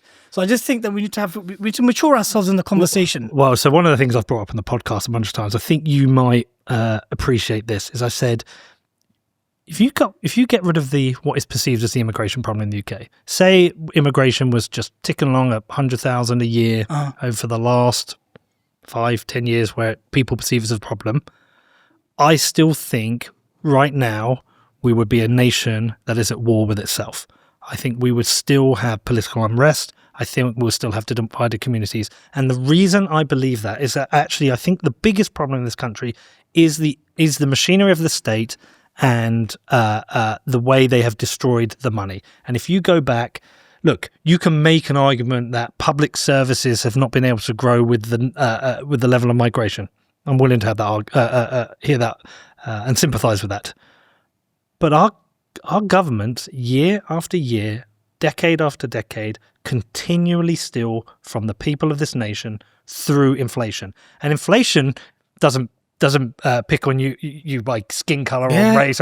It benefits the rich, the very rich of a certain level, and it's detrimental to everyone. When we've done the inflation numbers, I don't know if you've heard us talk about this, but houses are up, say, 350% over the last 2 decades. CPI is 84%, nurses' wages 27%. I think they are great measures of what's happened in this country. Youngsters, it doesn't matter whether you're Muslim, black, white, Jewish, it's going to be harder for you to buy a house because the houses are more expensive. The reason the houses are more expensive because the fucking government hasn't built enough and they've destroyed the currency. And I think sometimes that we are put into this bloody boxing ring to fight with each other to hide and distract from what the government has done, which is absolutely destroy the currency and destroy the wealth of this nation. And it's business as usual for them. Of course. It's business as usual for them. Whilst there's racial tensions, religious tensions, some of it could be grounded in sound grievances, genuine concerns. Like, look, for example... It's the wrong enemy, which is why that Tommy... See, people say to me, you gave Tommy an easy time. Okay? Do you think you gave me an easy time? I think you and I had the exact same start to the conversation as me and Tommy. I mean, this is every interview I do. I just had Suella in. I'm nice pretty much to everyone because I want to get to know them and I want the audience to get to know them. And then sometimes things might get... I think we've only got heated on the free speech thing. I think you and I probably agree on significantly more than we disagree on. But the reason I didn't give Tommy a hard interview like Paxman is because he's done Paxman. He did trigonometry. He's done these interviews. I wanted to see a different side to him. And when I heard him say, you're hearing me talk about Islam a lot less, you're hearing me talk about the government, I was like, now you know the real problem. The core problem will always be the elite and the governments. It will forever be that. It can never be a single group, whether they're a religious group or a faith. It will always be the ruling establishment. Whether it's the British government, whether it's Netanyahu's government, whether it's Hamas, whether it's what's happening in Iran. Whether it's Bangladesh, whether it's Pakistan, whether it's Russia. I mean, they're protesting in Bangladesh, haven't they been, about the nepotism within government? Yeah, I mean, they got rid of the Hasina regime and they're moving towards. Yeah, but where are they now? Future. Where is that regime now? Hiding in India. Yeah? Did they take their money with them? They did. Of course. A lot of it's in Britain. A lot of it was protected by successive governments. And do you know what?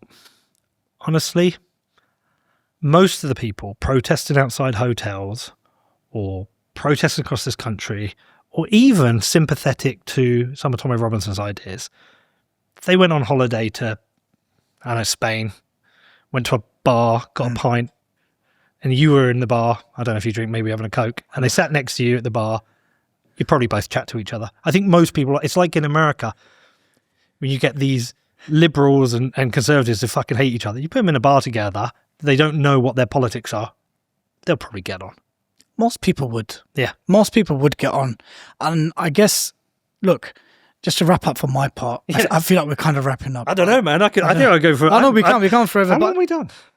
2 hours 35. Wow. Fucking hell, without even thinking. Wow. Remember our conversation before? Yeah, about what's the sweet spot for a duration of a podcast. I think you were getting coffee and Dilly asked me what's the sweet spot. I said, just as long as it takes.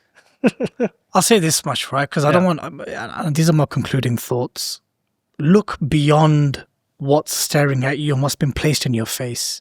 Policy making and decision makers are not in migrant communities, and they're not specific or limited to one faith group.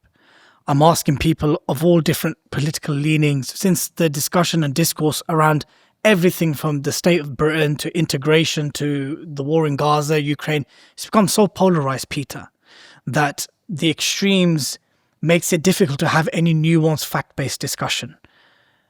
Tommy, it's crazy that I'm finding myself actually agreeing with him on this specific matter. It is the ruling elite. It's the establishment. It's the decision makers. It's the string pullers. It's those who profit so handsomely from wars, from the type of immigration that we're seeing, from death, from destruction, from destabilization. It is those who are making those decisions that require the accountability that is truly required to bring societal change. That's my position. As for free speech, I'm a champion of speech. I just think people should use it because it's a huge responsibility to use it more in a better way, to attain truth, to bring harmony to society. Now, if that means, and I know we're going to disagree on this, if that means you need to be mindful at times of what's happening around you, what's the tension, what's the situation, I think that does require some due consideration. But again, it's case by case. I'll protect your right to criticize Islam in whatever way, shape or form you want, given that it's done, and it's just my view, you can disagree, given that it's done with decorum and respect. Why would you, then that means you're not a good faith actor. You don't really want to know about Islam if the first thing you're going to say to me is burn the Quran to my face and call my prophet a pedo. A'udhu billah. You know, to say that. What was that? That's basically like I'm cursing the notion of it. Okay, yeah. In Arabic. So for me to, I would think Peter's not serious here. He doesn't want to know about Islam. He doesn't want to get to the bottom of the stuff if he's burning my book in front of me. But what was the first thing I said to you when you emailed me? We had lots of that email. That first one, didn't I say? I said I'll come down to Queen's Park. Yeah, I'll come to the mosque. Come and meet. Yeah, of course. I want to know. And I said I'm happy to facilitate that. And I said happy for you to come and do that. And which is, by the way, why there isn't much criticism. I don't know if there is criticism of Islam from me because it's not something I know or understand. It's not an issue I've run into. It's not a lived experience for me. What's the experience been of Muslims in Bedford? I don't have an experience. I just have an experience of living around a bunch of people from different backgrounds, races, religions, and I never really had, honestly, That's a good thing. My biggest problem in Bedford is the Socialist Republic of Castle Road, or the wonky left-wing neo-Marxists who've got really wonky views of the world. That's my only community I've ever had a clash with. I'm kind of in warfare with them at the moment. But that's the only people I've clashed Castle with. area. Yeah, that's the only people I've clashed with. I've never had an issue with people in Queen's Park, in Kempston, in Biddenham, in Bromham. I don't have issues. Could you understand why Muslims were upset from Bedford when that piece came out? I do. I understand why they're upset, but I understand why they're upset with Tommy Robinson because they've been grouped and generalised around narcotics. But more than that, generally, like I think on that specific one. Yeah, not sure. Generally, of course. Yeah, sure. I do understand, and I want people to understand that I did disagree with him, and it's tough doing an interview to process everything. There'll be things in this. Someone's going to come out and go, "Hold on." I mean, I had it. I mean, I tried my best to try to keep things as factual and as well researched as possible. Well, you had it with Jada Franson. Oh yeah. They felt like I wasn't pushing back on contained unchallenged anti-Semitic conspiracy theories. But I bet when that happened, and the same one you had with Mark Collett, I bet afterwards you went back and you had to have a look and go, oh shit, maybe I did miss something, maybe I didn't. And that's the problem of doing an interview. It's very, very hard. There will be things in this. This will be one of the ones that's really painful because it's probably going to be one of my favourite interviews I've ever done. I've loved this. Yeah. Thanks, Peter. Well, look, we've done nearly 3 hours and I didn't even realise. I've learnt things. It's been interesting. I think... I totally agree. Yeah. You think so? But it's going to be one of the most painful experiences if I read the comments. Now, Rogan will say don't read. If I read the comments, because there are going to be... people who are going to say that I've given you an easy ride. There's going to be basically Jewish sympathisers and Palestinian sympathisers who've got no room for debate on this, and they're going to lose their shit at me. There's going to be people say, Pete, you don't know, you're dumb as a rock. You don't know about history. You should have challenged Dilly on this, and you've let her pass for this. It's just the nature and the reality of this job.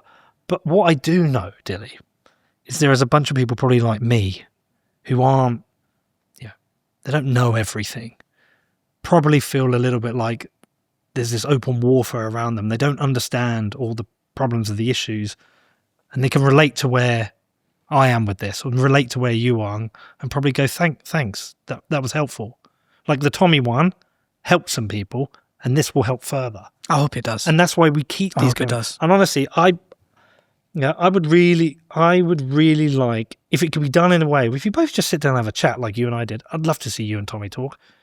You might shift him, he might shift you. I don't know, but I'd like to see it.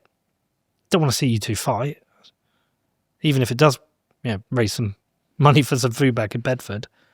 Yeah, I loved it. Honestly, I thank you for having me. Open invite. Come whenever you want. We'll talk about it again.